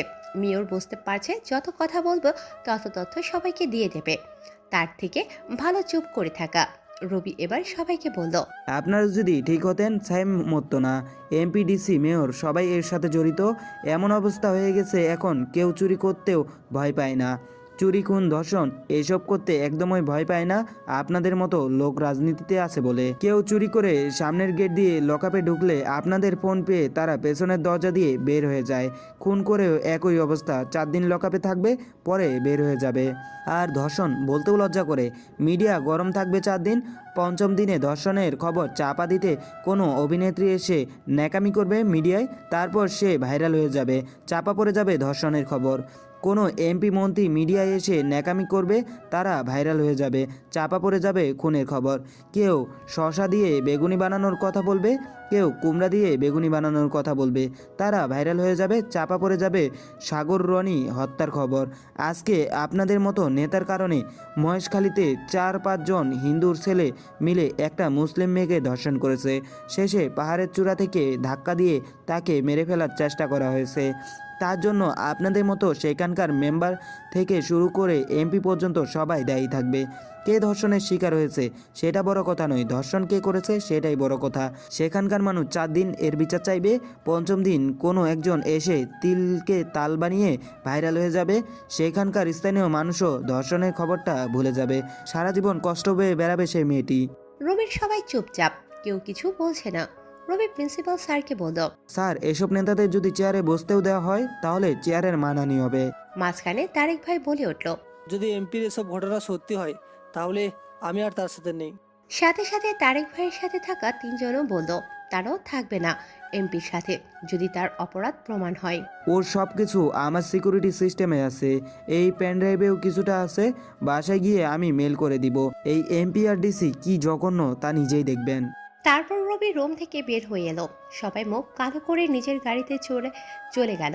শুধু তারেক ভাই আর তার সাথে থাকা 3জন আছে। রবি প্রিন্সিপাল স্যার রুমে বাইরে দাঁড়িয়েছিল। তারেক ভাই এসে রবির কাঁধে হাত দিয়ে বলল, তোমার মতো রাজনীতি যদি সবাই করতো, তাহলে এতদিনে এই দেশের সব সমস্যা সমাধান হয়ে যেত। রাজনীতি ভাই আমার আসল উদ্দেশ্য নয়, দেশের সেবাই আমার মূল উদ্দেশ্য। আসি, নিজের খেয়াল রেখো। সবাই চলে গেল। রাশেদ এখনো চিন্তা করছে রবি বাইরে কেন আসে না। সবাই তো চলে গেল। রাশেদ প্রিন্সিপালের রুমে যেতে যাবে, তখনই রবি বের হয়ে আসলো। রাশেদ রবিকে জিজ্ঞেস করলো, সব ঠিক আছে তো? হ্যাঁ, এদিকে আমার সব ঠিক আছে, কিন্তু এমপিডিসি আর মেয়রের অবস্থা খারাপ। কেন, কি হয়েছে? অপকর্মের কথা সবাইকে বলে দিলাম, এই আর কি। আর আমার মনে হয় তারা দেশ ছেড়েও পালাতে পারে, খেয়াল রাখিস। আচ্ছা, বলছি, রাধিকা অপেক্ষা করছে। মনে আছে। আর শোন, রাধিকার থেকে একটু সাবধানে থাকিস, যেখানে যাই করিস না কেন রাধিকার সামনে কোনো ভুল যেন না হয়। রাধিকার পিছনে টুইস্ট আছে নাকি? অনেক বড় টুইস্ট, আমি এসব আগে জানতাম। কি টুইস্ট? গল্পের শেষে না হয় বলবো তা, এখন আমি যাই, রাধিকা অপেক্ষা করছে। তুইও সাবধানে থাকিস। তারপর রবি রাধিকার কাছে গেল। সারাদিন বিভিন্ন জায়গায় ঘুরে 3টার দিকে রাধিকার বাসায় গেল। রাধিকাকে নামিয়ে দিয়ে দুটি গোলাপ তার হাতে দিয়ে রবি নিজের বাসায় চলে এলো। তারপর রবি ঘুম দিল। এদিকে এমপি, ডিসি আর মেয়র মিলে এমপির বাসায় আসলো। 3জন বসে কথা বলছে। এভাবে যদি ছেলেটা আমাদের পথের বাধা হয়ে দাঁড়ায়, তাহলে আমাদের সব বিজনেস শেষ হয়ে যাবে। সামনে ইলেকশন, আমাদের ক্ষমতা টিকিয়ে রাখাও অনেক টাফ হয়ে যাবে। স্যার, ওসব পরে ভাবা যাবে। তার আগে ওর কাছে যে প্রমাণগুলো আছে আমাদের বিরুদ্ধে, সেগুলোর কিছু করতে হবে। হ্যাঁ, ও বলেছিল ওর সিস্টেমের মধ্যে সব ডকুমেন্টস আছে। আমরা যদি ওর সিস্টেম হ্যাক করতে পারি, তাহলেই ও আমাদের বিরুদ্ধে জমা করা তথ্য কাউকে দেখাতে পারবে না, যদি আমরা সেগুলো নষ্ট করে দিই। ওর হাতে পেন ড্রাইভেও কিছু ডকুমেন্ট আছে, সেসব নয়তো এডিটিং বলে চালিয়ে দিতে পারবো। তবে ওর সিকিউরিটি সিস্টেমে থাকা ডকুমেন্টগুলো আগে আমার ডিলিট করতে হবে। স্যার, তার জন্য আমাদের 2 জনের সাহায্য করতে পারে, যদি বলেন ফোন দিতে পারি। তাড়াতাড়ি দাও, আমি চাই আমাদের বিরুদ্ধে ওর রাখা তথ্যগুলো অন্য কারো হাতে যাওয়ার আগেই নষ্ট করে দিতে। ডিসি ফোন বের করে কাকে যেন ফোন দিল। একটু পর 2টা ছেলে আসলো, রোগা লম্বা করে, 2জনের হাতে 2টা কালো ব্যাগ, সাদা চশমা পরা। এমপি ওদের দেখে বলল, এরা কারা? স্যার, ওরা 2 জন হচ্ছে তারাই যারা রাজনীতির সিকিউরিটি সিমেন্ট বানিয়েছিল। পুরো সাইবার সিস্টেমে এরা হ্যাক করতে পারে। দেখে তো মনে হয় না পারবে কিছু করতে। আপনি একটু বেশি কথা বলছেন, চুপ থাকুন। তারপর এমপি 2জনকে রবির সিকিউরিটি সিস্টেম হ্যাক করতে বলল। তারা 2জন বসে পড়ল হ্যাক করার জন্য। এইদিকে রবি ঘুমে আচ্ছন্ন। হঠাৎ রবির ফোনে একটা বিরাট অ্যালার্ম বেজে ওঠে। রবির সাথে সাথে কম্পিউটারের সামনে বসে পড়ে। কম্পিউটার স্ক্রিনে তাকিয়ে একটা মুচকি হাসি দিয়ে ফ্রেশ হয়ে কফি বানাতে চলে যায়। এদিকে 2জন চেষ্টা করেই যাচ্ছে রবির সিকিউরিটি সিস্টেম হ্যাক করতে। হঠাৎ 2জন হ্যাকার 2জনের দিকে তাকিয়ে অন্য কিছু করে নিজেদের ল্যাপটপ আছাড় মেরে ভেঙে ফেলল। সাথে সাথে এমপি, ডিসি, মেয়র সবাই দাঁড়িয়ে গেল। বাইরে থেকে পুলিশ দৌড়ে এলো। এমপি জিজ্ঞেস করলো, কি হলো, এভাবে ল্যাপটপ ভেঙে ফেললেন কেন? 2জন কিছু বলার আগেই অজ্ঞান হয়ে গেল। এমপির বাসায় সারাক্ষণ ডাক্তার থাকে। ডাক্তার ভালো করে 2জনকে পরীক্ষা করে বলল, এই দুজন এমন কিছু দেখেছে যার কারণে অত্যাধিক ভয় পেয়ে গেছে, যেমনটা মানুষ নিজের চোখে মৃত্যুকে দেখলে পায়। আর একটা কারণ হচ্ছে এদের 2জনের মুখে কিছু বিষাক্ত হাওয়া বা ল্যাপটপের স্ক্রিনের থেকে বের হওয়া রশ্মি তাদের মুখের উপর খুব খারাপ প্রভাব ফেলেছে, যার কারণে তারা অজ্ঞান হয়ে গেছে। যদি আর একটু দেরি হতো, মানে 10 সেকেন্ডের মতো সময় ধরে ল্যাপটপ স্ক্রিনের সামনে থাকতো, তাহলে তারা মারা কিংবা কোমাতে চলে যেত। তবে এখন তারা শারীরিকভাবে ঠিক আছে। যতক্ষণ তাদের জ্ঞান ফিরবে না, ততক্ষণ বলা যাবে না ওদের মেমোরি লস হয়েছে কিনা। তবে আমার মনে হচ্ছে মেমোরি লস হলেও অল্প সময়ে তা আবার ফিরে আসবে। ডক্টরের কথা শুনে এমপি সহ সবাই বেশ অবাক। সবার মাথায় একটা প্রশ্ন ঘুরছে, তারা কি এমন দেখলো যার কারণে মৃত্যুর দুয়ারে চলে গেছিল? হঠাৎ এমপির ফোনে একটা মেল আসলো, যেটা দেখে এমপির কাঁপাকাঁপি শুরু হয়ে গেল। ডিসি বুঝতে পারলো ফোনে এমপি কিছু একটা দেখেছে, যার কারণে এমন অবস্থা হলো এমপির। এমপি চুপ করে আছে, কিছু বলছে না দেখে ডিসি ফোনটা নিল, মেলটা পড়া শুরু করলো। মেলটাতে লেখা আছে, কেউ আমার সাথে লাগতে গেলে খারাপ কিছুই হবে। তোর বিজনেসের বেশ কিছু জায়গা আমি বন্ধ করে দিলাম, রবি। এটা বড় কোনো টুইস্ট নয়, তারপরেও এমপি ভয় পাচ্ছে। হঠাৎ ডক্টর এসে বলল, 2জনের জ্ঞান ফিরেছে আর তারা সুস্থ আছে, কোনো মেমোরি লস হয়নি। কি হয়েছিল জানতে সবাই আবারও বসে পড়ল। একটু পর দুজন আসলো। এমপি ওদের জিজ্ঞেস করলো কি হয়েছিল তাদের। তারপর তাদের মধ্যে একজন যে অপরজনের সিনিয়র সে বলা শুরু করলো। শুরু থেকে বলি, নয়তো কিছু বুঝবেন না। হ্যাঁ বল। এই সিকিউরিটি সিস্টেমটা আমরা বানিয়েছি একটা দেশের বিভিন্ন স্থানের মতো করে। যেমন ঢাকা হলো মূল সিস্টেম, আর চট্টগ্রাম, কক্সবাজার, খুলনা, রাজশাহী ইত্যাদি স্থান থেকে এই সিস্টেম দিয়ে ঢাকায় যে কোনো ফাইল যে কোনো কিছু পাঠানো যাবে, আর ঢাকা থেকে সবখানে। আবার চাইলে কক্সবাজার থেকে চট্টগ্রাম নিতে পারে, আবার রাজশাহী থেকেও কক্সবাজার নিতে পারে। এক কথায় যে কেউ কারোর তথ্য তার অনুমতি ছাড়া নিতে পারে। কিন্তু আমরা যখন এই সিস্টেম হ্যাক করতে যাই তখন দেখি রবির সিস্টেম একটু ভিন্নভাবে সাজানো। সে সবার থেকে ডাটা নিতে পারবে, কিন্তু তার ডাটা কেউ নিতে পারবে না যদি সে নিজে না দেয়।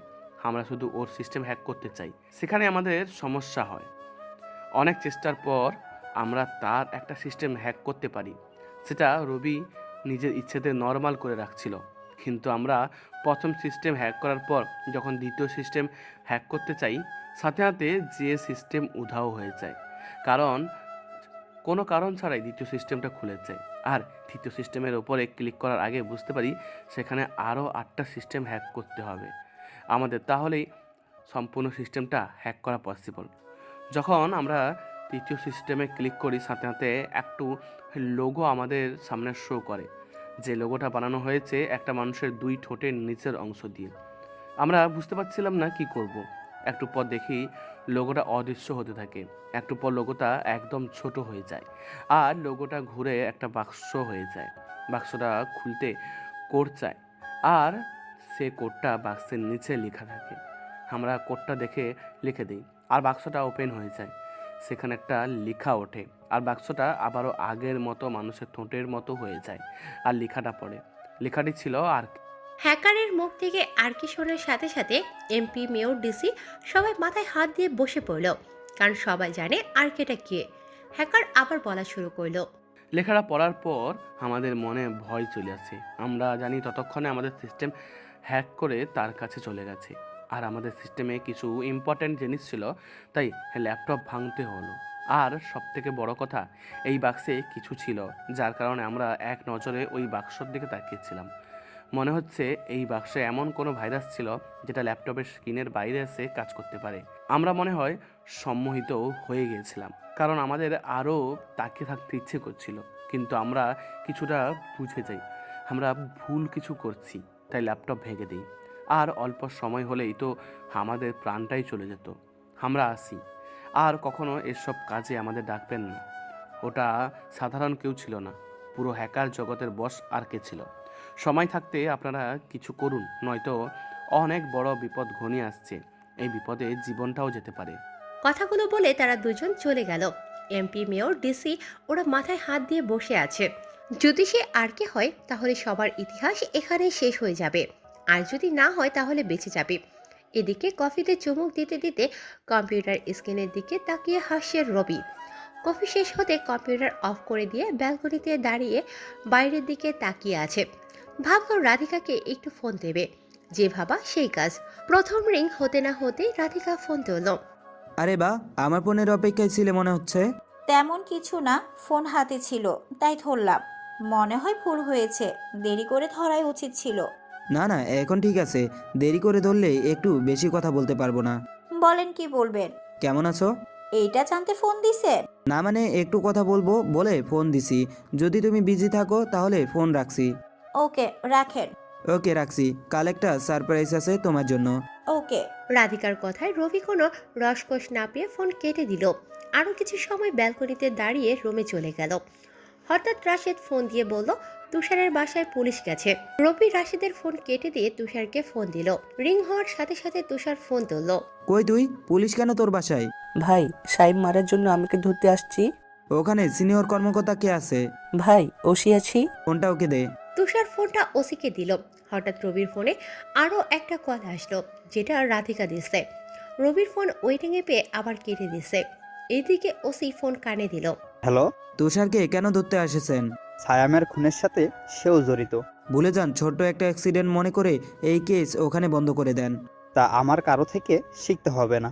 মনে হয় আমাকে চিনতে পারেননি। রবি বলছি। তাতে কিছু আসে না। আমি গ্রেপ্তার করতে আসছি, গ্রেপ্তার করে যাব।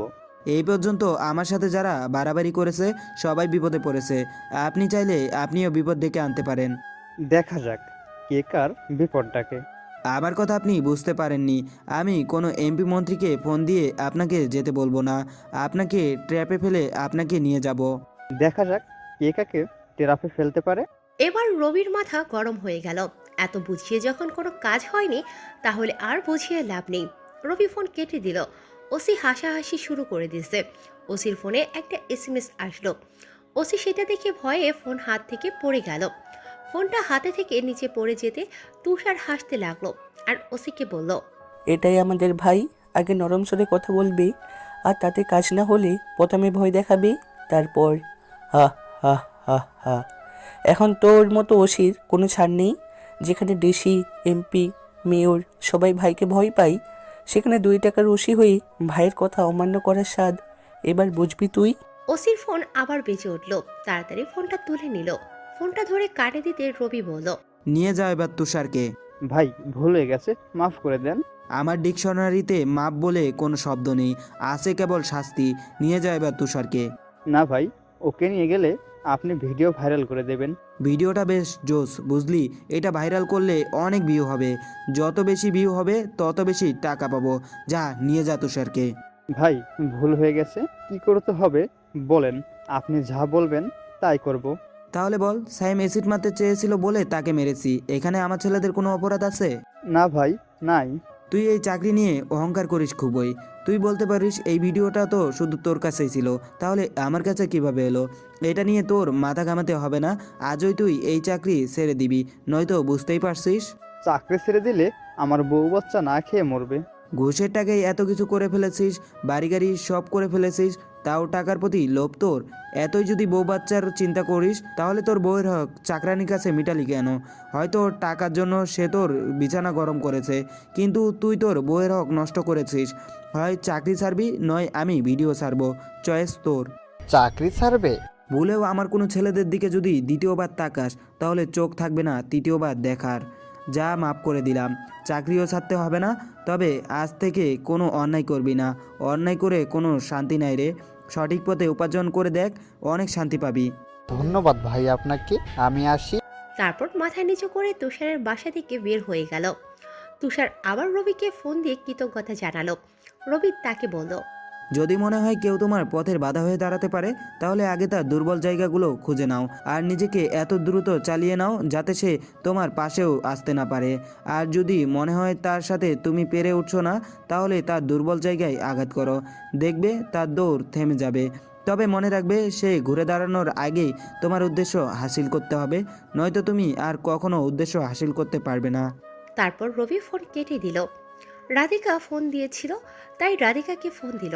রবি ফোন দিতেই রাধিকা ধরে বলল, বাহ, ফোন কাটতে না কাটতে আরেকজনের সাথে কথা। তেমন কিছু না, তুষারের সাথে কথা বলছিলাম। থাক, কার সাথে কথা বলছেন তা আমি জানতে চাইনি। আচ্ছা বলো, আবার কেন ফোন দিলে? এমনি দিলাম, ভাবলাম আমার কথায় আপনি রাগ করেছেন তাই। রবি মনে মনে ভাবল, আর কত ন্যাকামি করতে পারো তা আমি দেখব। নিজেকে আমার কাছ থেকে যতই লুকিয়ে রাখো লাভ নেই। কি হলো, কথা বলছেন না যে? না মেনে কিছু না। কি করো? বসে আছি, আপনি কি করছেন?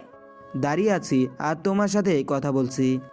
কাল কি সারপ্রাইজ আছে বললেন না যে? একটা গিফট আছে তোমার জন্য। ও আচ্ছা, তো গিফটটা কি আর কেন দিবেন? সেটা কাল দেখবে না হয়। তারপর রবি ফোন কেটে দিল। একটা ডায়েরিতে কি যেন লিখল, তারপর ঘুমিয়ে গেল। সকালে ভার্সিটি গেল। রাধিকা আজও রবির জন্য অপেক্ষা করছে কখন আসবে বলে। একটু পর রবি বাইক নিয়ে ভার্সিটিতে চলে আসে। রবির হাতে গিফট পেপার মোড়ানো কিছু একটা আছে। রাধিকার কাছে গিয়ে সেটা দিল। কি এটা? একটা ছোট্ট ডায়েরি। এই ডায়েরিটা কখনোই খুলবে না, যখন আমি বলবো তখন খুলবে। তবে হ্যাঁ, আমার 7 দিন শেষ হলে তবে তুমি যে কোনো সময় খুলতে পারো। কি আছে এমন এখানে? রাধিকা, কি আছে সেটা পরে দেখো, চলো নাস্তা করে আসি। না, আমি খেয়ে আসছি। তুমি ভালো করেই জানো, সকালের নাস্তা আমি তোমার সাথে করি, দুপুরের খাবার তোমার সাথে খাই। সো কোনো কথা নাই, চলো তো। আচ্ছা চলেন। এখনো আপনি করে বলবে? একটু তুমি করে তো বলতে পারো। আচ্ছা চলো। অবশেষে আপনি থেকে তুমিতে আসলো। নাস্তা করে নিল। ভার্সিটির বিভিন্ন দিকে ঘুরে দুপুরে খেয়ে রাধিকাকে বাইকের পিছনে নিয়ে বিকালের দিকে রবি পাশের একটা নদীর পাড়ে গেল। ওয়াও, নদীটা তো খুব সুন্দর। খুবই সুন্দর। জানো, আমার যখন মন খারাপ হয়ে থাকে তখন আমি এখানে চলে আসি আর নিজের মন ভালো করি। ওয়াও, জায়গাটা এত সুন্দর, ওইদিকে আরো বেশি সুন্দর মনে হয়। সেদিকে আরো সুন্দর, চলো যাই। আর হ্যাঁ, এখানে চটপটি ফুচকার দোকানও আছে। তাহলে চলো, আজকে অনেক দিন পর ঝাল করে ফুচকা খাবো। ওকে চলো। তবে হ্যাঁ, আমি এসব খাই না, তাই আমাকে জোর করতে পারবে না। চলো তো, আগে গিয়ে তো দেখি। রবি রাধিকাকে নিয়ে ফুচকার দোকানে গেল। রবি একটা প্লেট ফুচকা দিতে বলল। পাশ থেকে রাধিকা বলল, মামা, ঝাল যাতে বেশি হয়। এই বুঝি মেয়েদের একটা সমস্যা, অন্য কিছুতে ঝাল খেতে পারুক বা না পারুক, ফুচকাতে কিন্তু হেব্বি ঝাল খেতেই হবে। রাধিকা ফুচকা খেলো। রবিকে খেতে বলল, কিন্তু সে খাবেই না।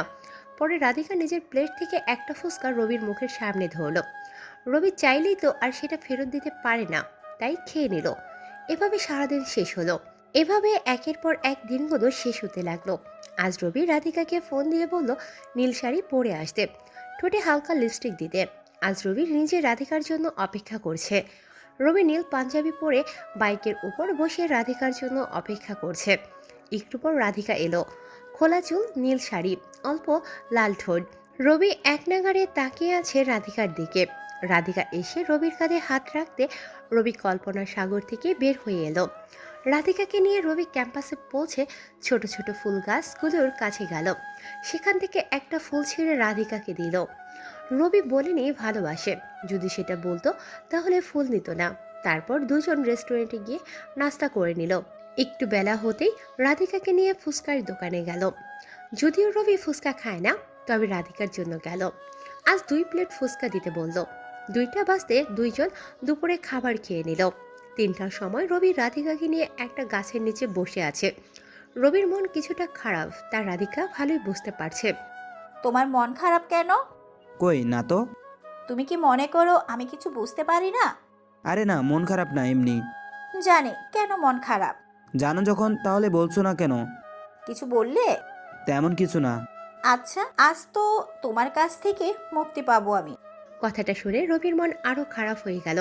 মুক্তি? এতদিন তাহলে তুমি বন্দি ছিলে আমার কাছে। ওকে, আজ বিকালে তোমায় মুক্ত করে দেব। তৎক্ষণ না হয় আমার সাথে থেকো। তুমি পাশে থাকলে কিছুটা হলেও ভালো লাগে। আমি সেভাবে বলতে চাইনি। আমি থাক, বুঝতে পারছি আমি। তুমি কি বোঝাতে চেয়েছো?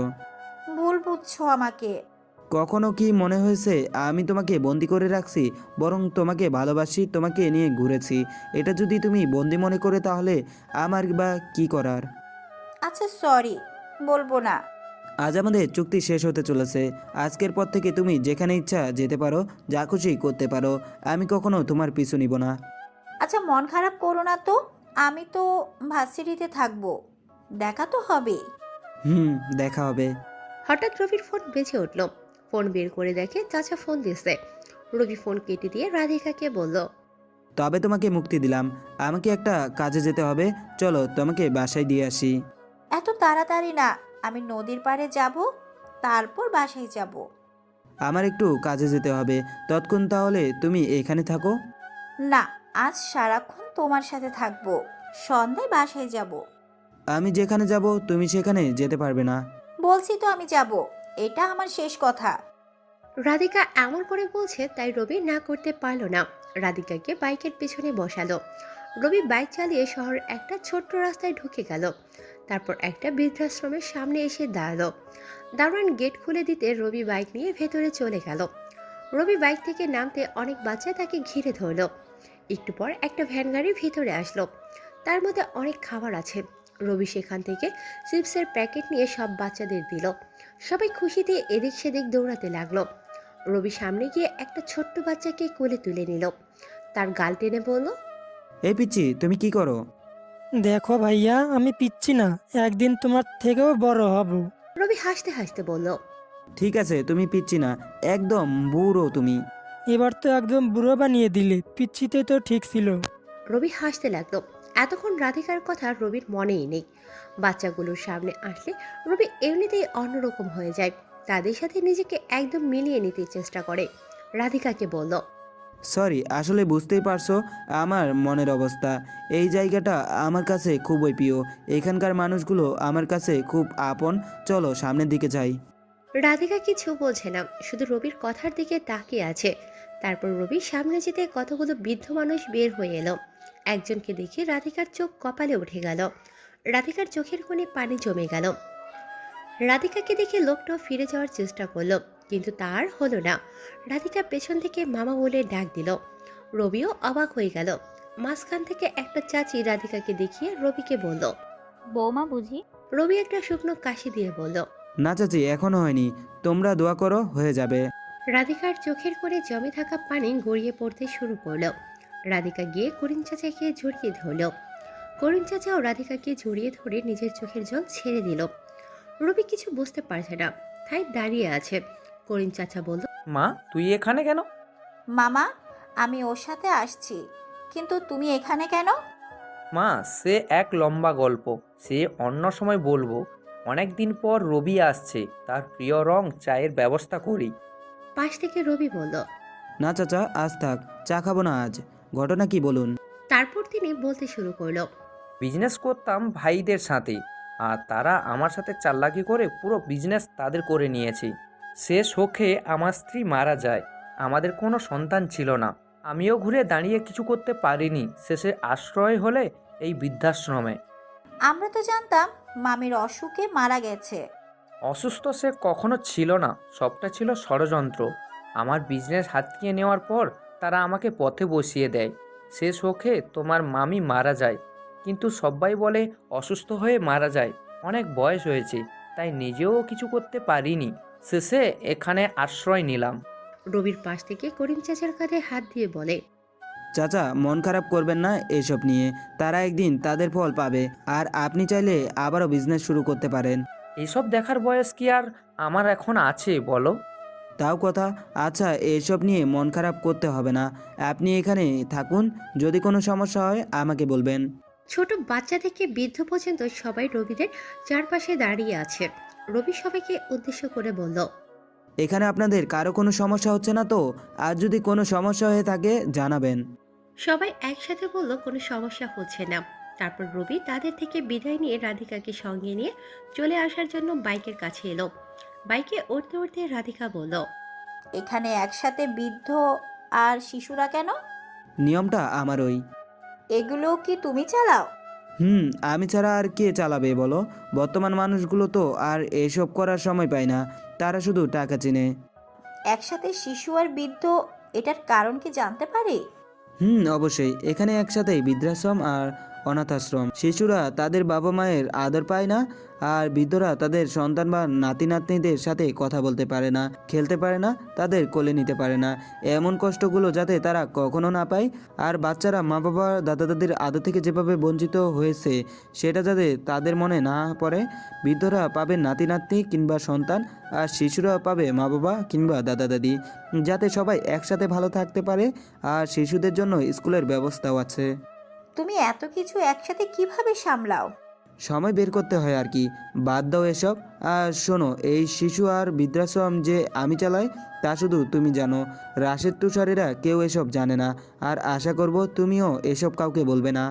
ওরা কেউ জানে না? কিন্তু কেন? ওদের যদি বলি এইসব আমি করি তাহলে সেটা লোক দেখানো হবে, তাই বলি না। আচ্ছা চলো তাহলে নদীর পাড়ে যাব। একটু পর সন্ধ্যা নেমে আসবে, এই সময় তুমি নদীর পাড়ে যাবে? সন্ধ্যা ঘনিয়ে আসলে আমার ভয় আছে নাকি? কেন, আমি থাকাটাই তো সব থেকে বড় ভয়। জি না, তুমি থাকতে ভয় হতে যাবে কেন? বরং আমার সৌভাগ্য যে আমি এমন একটা মানুষের সাথে আছি। রবি বুঝতে পারছে রাধিকা কেন এভাবে বলছে। একটু আগের ঘটনাগুলো দেখে রাধিকা এভাবে বলছে। রবি আর কিছু না বলে বাইক স্টার্ট দিয়ে চালাতে শুরু করলো। একটু পর নদীর পাড়ে গিয়ে পৌঁছালো। সন্ধ্যা নামার আগে নদীটা বেশ সুন্দর লাগে, যা রবি আর রাধিকা একসাথে উপভোগ করবে। রাধিকা ফুচকা খাবে বলল, তাই দুজন ফুচকার দোকানে গেল। রবি 2 প্লেট ফুচকা দিতে বলল, কিন্তু রাধিকা না করে দিয়ে বলল 1 প্লেট দিতে। রবি আর কিচ্ছু না বলে চুপ করে আছে।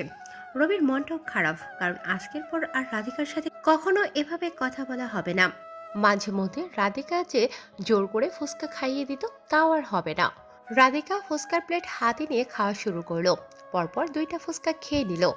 রবি তার খাওয়ার দিকে তাকিয়ে আছে। তখনই রাধিকা বলল, এভাবে তাকিয়ে থাকলে তো আমার পেট খারাপ হবে। রবি কিছু না বলে মুখ ঘুরিয়ে নিল। রাধিকা হাসতে হাসতে বলল, মন খারাপ করে বসে আছো কেন? এই নাও, হা করো। না, আমার খেতে ইচ্ছে করছে না। তা বললে কি আর হয়? আমি যখন দিছি সো খেতেই হবে। তুমি তোমার কাজের কথা ভুলে গেছো রাধিকা। কথাটা বলার সাথে সাথে রাধিকা একটু আটকে উঠল আর রবিকে কাপা কাপা গলায় বলল, কি কি কাজের কথা ভুলে গেছি আমি? ফুচকা তুমি না খেয়ে আমাকে খাওয়ানোর ট্রাই করছো। ফুচকা খাওয়া তোমার কাজ, আমার নয়। রবির কথা শুনে রাধিকা একটা দীর্ঘশ্বাস নিল আর বলল, এত কথা বলো না তো, খাও। কাল থেকে আর খেতেও পাবে না। খাচ্ছি। তারপর রবি রাধিকার হাত থেকে ফুচকা খেয়ে নিল। রবি রাধিকাকে খাইয়ে দিল। খাওয়া শেষে দুজন আবার নদীর পাড়ে গিয়ে বসলো।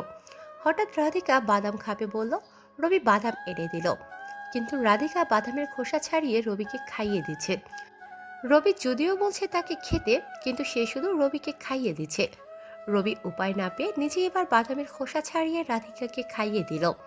রাধিকা মিষ্টি হাসি দিয়ে রবির কাঁধে মাথা রাখলো আর দূর দৃষ্টি দিয়ে নদীর দিকে তাকিয়ে রইল। রবি রাধিকার মাথা দেওয়ায় কিছুটা কেঁপে উঠল, কারণ এই প্রথম রাধিকা রবির কাঁধে মাথা রাখলো। এই নদীটা খুব সুন্দর না? অনেক। আর বিকেলে নদীর পাশে বসে সূর্য ডোবার দৃশ্যটা বেশ সুন্দর। জানো, আমার একটা ইচ্ছে ছিল কোনো এক বিকালে নদীর পাশে বসে কারো কাঁধে মাথা রেখে ডুবন্ত সূর্যটা দেখার। তুমি কিভাবে জানো? আমার এটাই ইচ্ছে ছিল। তোমাকে আমি অনেকটা পড়ে নিছি, আর আমি মানুষটা একটু অন্যরকম। কেউ কিছু বলতে চাইলে চারপাশের অবস্থা বুঝে আমি কিছুটা আন্দাজ করতে পারি সে কি বলছে। তুমি তো বেশ ভালো করে পড়তে পারো আমাকে। পড়তে পারি। তোমাকে আমি কতটা পড়েছি সেটা তুমি পরে বুঝতে পারবে।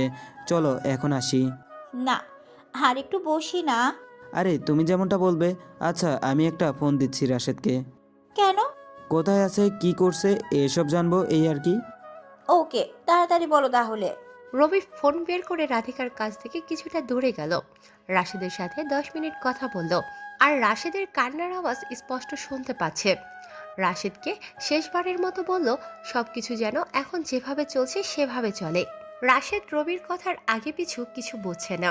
ওপাশ থেকে রাশেদ বলল, ভাই কি হয়েছে তোর, বল না। হঠাৎ করে বললি অল্প কিছু সময়ের মধ্যে হারিয়ে যাবি। সবকিছু আমাকে বুঝিয়ে দিলি, কোথায় কি আছে, কি করতে হবে। কিন্তু তুই কই হারাবি, এখন কই আছিস? জানি না কোথায় হারাবো, বেঁচে থাকলে দেখা হবে। তবে আমার অসম্পূর্ণ কাজ তোরা সম্পূর্ণ করবি, আর পরের বার ভিপি হিসেবে তুই থাকবি। আসি আমি। তুই কোথায় বল, আমরা আসছি। ভালো থাকিস। তারপর রবি ফোন কেটে দিল।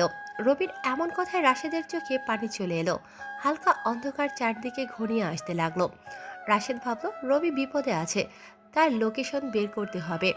রাশেদ ট্রাই করলো, কিন্তু তাতে কোনো লাভ হয়নি, কারণ রবি তাকে ট্রেক করার কোনো কিছু ঠিক রাখেনি। রবি বাইকে ট্রেকিং ডিভাইস লাগানো ছিল, সেটা রাশেদ করেছিল, তাও নেই। ফোনকেও কোনোভাবে ট্র্যাক করা যাচ্ছে না। এমনকি রবির হাতের ঘড়িতে যে ট্র্যাকিংয়ের সিস্টেম ছিল সেটাও অফ করে দিল। রাশেদ কিছু বুঝতে পারছে না কি করবে। সবাই দাঁড়িয়ে পড়ল, কি করবে না করবে বুঝতে পারছে না। সবাই রবি যেখানে যেখানে যেতে পারে সেখানে যেতে লাগলো। ফোন কেটে দিয়ে রবি রাধিকার পাশে এসে বসলো। নদীর পাশে বসার জায়গা ছিল, রাধিকা সেখানে আছে, সেখানে রবি গিয়ে তার পাশে বসলো। রবি বসতে রাধিকা আবার রবির কাঁধে মাথা রাখলো। রবি রাধিকার আচরণ দেখে যতটা অবাক হচ্ছে তার থেকে বেশি অবাক হচ্ছে তার ভেতরের আর বাইরের মানুষের পার্থক্য দেখে। কিভাবে পারে একটা মানুষ এত অভিনয় করতে? রাধিকা রবিকে ডুবন্ত সূর্য দেখিয়ে বলল, ডুবন্ত লাল বর্ণের সূর্য খুবই সুন্দর না? তবে এই মুহূর্তে আমার কাছে তোমার থেকে বেশি সুন্দর নয়। এভাবে আর কতজনকে পটিয়েছো? আমার যে চেহারা আবার পটানো কেমনে পসিবল? মিথ্যাও ঠিক করে বলতে পারো না। কিন্তু তুমি খুব ভালো পারো। মানে? মজা করলাম, কিছু না। আচ্ছা চলো ওইদিকে একটু হাঁটি। অন্ধকার নেমে আসছে, চলো বাসায় যাই। আর একটু পর যাব। তুমি যেমনটা বলবে। তুমি আমার সব কথা শোনো কেন বলো তো? যাকে এতটা ভালোবাসি তার কথা কিভাবে না শুনে পারি বলো? তাই তো জেনেও মৃত্যুর ফাঁদে চলে আসলাম। মানে কি মৃত্যুর ফাঁদ? আর একটা মিনিট সময় আছে, তার মধ্যে তোমাকে বলেই ফেলি। কি বলছো তুমি? আমি কিছু বুঝতে পারছি না। এই মুহূর্তে একটা কথা বলতে চাই, তোমাকে আমি ভীষণ ভালোবাসি, আর তোমাদের পরিকল্পনা কখনো সফল হবে না। কি পরিকল্পনার কথা বলছো? চারপাশে এমপির লোক আমাদের ঘিরে রেখেছে, সেটা তোমার প্ল্যানের মধ্যে ছিল। আর কেন এসব জানার পরেও আমি এসেছি, বেশি কিছু নয়, শুধু একটা কথা বলবো, যদি মেরেই ফেলো তবে নিজের হাতে আমায় মেরো, অন্য কেউ মারতে চাইলে সেটা পারবে না। রবির কথা শেষ হতে না হতে চারপাশে অনেক লোক গুলি নিয়ে রবিকে ঘিরে ধরল। রবি কিছু না বলে রাধিকার দিকে তাকিয়ে হাসতে হাসতে বলল। এই তো তোমার ভেতরের মানুষটা। হঠাৎ পেছন থেকে কেউ রবির মাথায় আঘাত করল। রবি অজ্ঞান হয়ে গেল। রাধিকা রবির দিকে তাকিয়ে হেসে বলল। হ্যাঁ বস, এটাই আমি। আমার কাজ যেভাবেই হোক আমি করব। রবিকে নিয়ে যাওয়া হলো একটা পুরনো গোডাউনে। চারিপাশে বন্ধ অন্ধকার। রবি জ্ঞান ফিরে মুখে পানি অনুভব করে। চোখ খুলে দেখে ছেলেদের মতো স্টাইল করে কোমরে গুলি নিয়ে রাধিকার সামনে দাঁড়িয়ে আছে। পাশে মুখ বাঁধা অনেকগুলো লোক নিয়ে দাঁড়িয়ে আছে। রাধিকা লোকগুলোকে বলল রবিকে মারতে। দুজন লোক পাশে থাকা লাঠি উঠিয়ে রবির পায়ে জোরে আঘাত করলো। রবি ব্যথায় চিৎকার করে উঠল, কিন্তু রবির চিৎকারের শব্দ তার মুখের ভেতর থেকে গেল, কারণ তার মুখ কাপড় দিয়ে বাঁধা ছিল, যাতে চিৎকার করলেও কেউ না শোনে। মাথা ছেঁড়া রবির পুরো শরীরে আঘাত করে। রাধিকার মধ্যে কোনো ইমোশন কাজ করছে না, কেবল রবির চিৎকারে মুখ বন্ধ করা আওয়াজ শুনে পৈশাসিকভাবে হাসছে। বেশ কিছু সময় মারার পর রাধিকা দুজনকে থামালো। রবির কাছে গিয়ে তার মুখের বাঁধন খুলে দিয়ে হাসতে হাসতে রবিকে বলল। কেমন লাগলো যে কারোর সাথে লাগতে যাওয়া? রবি ব্যথার আঘাতে ভালো করে কথা বলতে পারছে না, তার কষ্ট করে বলল। 10 জনের ভালোর জন্য আমি সবার সাথে লাগতে পারি, এখানে থাকা সবাইকে আমি চাইলে এখনও ধ্বংস করতে পারি। রবি কথা শেষ করে লোকগুলোর দিকে ভালো করে তাকাতে দেখে তার দলের একটা ছেলের মতো কেউ আছে। চোখগুলো কেমন যেন চেনা চেনা লাগছে। রবি রাধিকাকে ছেলেটাকে দেখিয়ে বলল। এই ছেলেটা কে? রাধিকা হাসতে হাসতে বলল। চিনতে পারোনি? তোমার দলের সাদেক। রাধিকার কথা শুনে রবির চোখ লাল হয়ে গেল। এতদিন তাহলে রবি দুধ কলা দিয়ে কালসাপ পুষিয়ে রাখছিল। রবির হাত চেয়ারে বাঁধা ছিল। সাদেক নাম শুনে নিজেকে আর ধরে রাখতে পারেনি। চেয়ার নিয়ে রবি উঠে দাঁড়াতে চায়, কিন্তু বারবার পড়ে যায়। শেষে জোরে এক লাথি মারলে মাটিতে, আর চেয়ার সহ নিয়ে রবি দেয়ালে ধাক্কা খেল। সাথে সাথে চেয়ার ভেঙে গেল। রবি ভালো করে উঠে দাঁড়াতে পারছে না। রবির অবস্থা দেখে রাধিকা হাসছে। পাশে থাকা লোকটার গুলি রবি কেড়ে নিল আর ছাদেককে শুট করে দিল। পুরো 18টা দানা ছাদেকের শরীর ক্ষত বিক্ষত করে ফেলল। সবাই রবির এমন রাগ দেখে ভয়ে রবির দিকে গুলি ধরল, কিন্তু রাধিকা যতক্ষণ বলবে না ততক্ষণ কেউ শুট করতে পারবে না। রবি কাঁপা কাঁপা গলায় বলল। আমার দলে কোনো বিশ্বাসঘাতকের স্থান নেই। আর রাধিকা, এই গুলিতে আর মাত্র 2টা দানা আছে, চাইলে 2টি দানা তোমার শরীরে ঢুকিয়ে দিতে পারি, কিন্তু আমি নিজ হাতে আমার ভালোবাসার মানুষকে মারতে পারবো না। মনে আছে তুমি আমাকে জিজ্ঞেস করতে আমার দুর্বলতা কি? আমি কিছু বলতাম না, তবে আজ বলছি, আমার সবথেকে বড় দুর্বলতা তুমি। রবির কথা শেষ হতে না হতে রাধিকা নিজের বন্দুক নিয়ে রবির পেটে শুট করলো। এমনভাবে শুট করলো যাতে রবি মরে না যায়। রাধিকা শুট করার ফলে রবি জ্ঞান হারিয়ে ফেলল। রাধিকা নিজের ফোন বের করে এমপিকে ফোন দিল। রবি তখনও অজ্ঞান। একটু পর এমপি আসলো, হাসতে হাসতে ভিতরে আসলো। রবি তখনও অজ্ঞান। এমপি আসার পর পানি দিয়ে রবির জ্ঞান ফেরানো হলো। এমপি হাসতে হাসতে বলল। বলেছিলাম না আমার সাথে লাগতে গেলে শেষ হয়ে যাবি? আজ দেখলি তো, তোর মৃত্যু আমার হাতে লেখা। রবি কিছু বলতে পারছে না, শুধু রক্তাক্ত মুখে হেসে যাচ্ছে। এমপি আবার বলল। শেষ ইচ্ছে থাকলে বল, আমি নিজ হাতে তোকে শেষ করে দেব। সাথে সাথে এমপির ফোনে একটা মেল আসলো। মেলটার শেষে আগের মতো আর কে লেখা। এমপি অবাক হয়ে গেল। রবি তো তার সামনে, তাহলে মেল কে করলো? মেলে লেখা আছে, তোমার স্বপ্ন স্বপ্নই থেকে যাবে, আর কে? এমপি এবার কিছুটা ঘাবড়ে গেল। রবি যদি আর কে না হয় তাহলে আর কেটা কে? যাক, সেসব পরে দেখা যাবে, আগে ভিপিকে শেষ করি। এমপি গুলি হাতে নিয়ে রবিকে শুট করতে যাবে, তার আগে রবি বলল। আমার একটা শেষ ইচ্ছা আছে। রবির কথা শুনে এমপি গুলি নামিয়ে নিল। আর কি ইচ্ছে জিজ্ঞেস করলো। আমাকে মারতে হলে রাধিকা মারবে, আর কেউ নয়। এত ভালোবাসা কই থেকে আসে? ঠিক আছে, তোর শেষ ইচ্ছে না হয় আমি পূরণ করলাম। রাধিকাকে শুট করতে বলল। সাথে সাথে রাধিকা রবির বুকে আরো 2টা গুলি করলো। রবি হাসতে হাসতে নিজের চোখ বন্ধ করে ফেলল। এমপি রবির লাশটা নদীতে ফেলে দিতে বলল। লোকজন রবির লাশ নদীতে ফেলে দিল। সব কাজ শেষ করে সবাই যার যার মতো চলে গেল। রাধিকাও তার বাসায় চলে গেল। এইদিকে রাশেদ রবিকে খুঁজে না পেয়ে সবাইকে ফোন দিচ্ছে। রবির কোনো খোঁজ নেই। রাতও হয়ে গেল। হঠাৎ রাধিকার কথা মনে হতে রাধিকাকে ফোন দিল, কিন্তু তাতেও কোনো লাভ হয়নি। রাধিকা বলল বিকেলে রাধিকা বাসায় চলে আসছে, আর রবি কোথায় জানে না। রাধিকা জেনে বুঝে রাশেদকে মিথ্যে বলল, যাতে রাধিকা বেঁচে যায়। অনেক রাত হয়ে গেল, রাধিকার ঘুম আসে না। হঠাৎ রবির দেওয়া ডায়েরির কথা মনে পড়ল। রাধিকা ডায়েরিটা হাতে নিয়ে গিফট পেপারগুলো ছিঁড়ে ডায়েরিটা বের করলো। ডায়েরির প্রথম পাতায় সবুজ কলমে শুধু একটা শব্দ লেখা, প্রিয়সী। পরের পাতায় লেখা, তোমাকে প্রথম দেখাতে আমার ভীষণ ভালো লেগে যায়, তারপর ভালোবাসা। জানো, তোমাকে প্রপোজ করার পর যখন তুমি রিজেক্ট করো আমার খুব খারাপ লাগে। তারপরে তোমাকে ভালোবাসি বোঝানোর জন্য প্রতি রাতে বাঁশি বাজিয়ে তোমার মনোযোগ নেওয়ার চেষ্টা করতাম। এক সময় তোমার বাঁশিওয়ালার প্রতি ভালো লাগা কাজ করে। যখন তুমি জানতে পারলে সেটা আমি, তখন তুমি ফুচকার দোকানে এসে আমাকে শুনিয়ে রাজনীতি সম্বন্ধে ভুলভাল কথা বললে। আমি তখন নিজেকে তোমার সামনে নিয়ে আসি। তারপরের পাতায় লেখা, একদিন আমি তোমার বাসার সামনে দিয়ে যাচ্ছিলাম, সেদিন তুমি নীল শাড়ি পরেছিলে। তোমাকে দেখে আমার আরও ভালো লেগে যায়, আরও ভালোবেসে ফেলি। রাজনীতি নিয়ে সমালোচনা করায় তোমার থেকে 7 দিন সময় চাই, আর তুমি সময় দিলে। প্রতিদিন তোমাকে ভালোবেসে গোলাপ দিতাম, আর তুমি সেই গোলাপ ডাস্টবিনে ফেলে দিতে। পরের 2 পাতায় কিছু লেখা, তৃতীয় পাতায় লেখা, আজ হঠাৎ তোমার এখানে আসার কারণ আমি খুঁজে পেলাম। আমি জানতে পারলাম তুমি এখানে আসার পেছনে কারণ আমি। এমপি তোমাকে ভাড়া করেছে আমাকে মারার জন্য। তুমি কোনো রাধিকা নও, কোনো মেয়ে তোমার বাবা নয়, সব তোমার সাজানো নকল পরিচয়। তুমি কন্ট্রাক্ট কিলার শ্রাবণী। আমাকে মারার জন্য তুমি এমপির কাছ থেকে টাকা নিয়েছো। জানি আমি চাইলে তোমাকে সেদিনই মেরে ফেলতে পারতাম, কিন্তু তোমাকে এতটা ভালোবেসেছি যে তোমার হাতে মৃত্যুকে অলিঙ্গন করতেও রাজি হয়েছি। তুমি জানো, মানুষ বলে কেউ প্রেমে পড়লে অন্ধ হয়ে যায়। আমি সত্যি তোমার প্রতি এতটাই অন্ধ হয়ে গেছি, তোমাকে চারপাশে দেখতে পাই, হঠাৎ ঘুম ভেঙে যায় তোমার কথা ভেবে। পরের পাতায় লেখা, কতটা ভালোবাসলে জানো, মৃত্যু জেনেও এমন চুপ করে বসে থাকতে পারে জানো।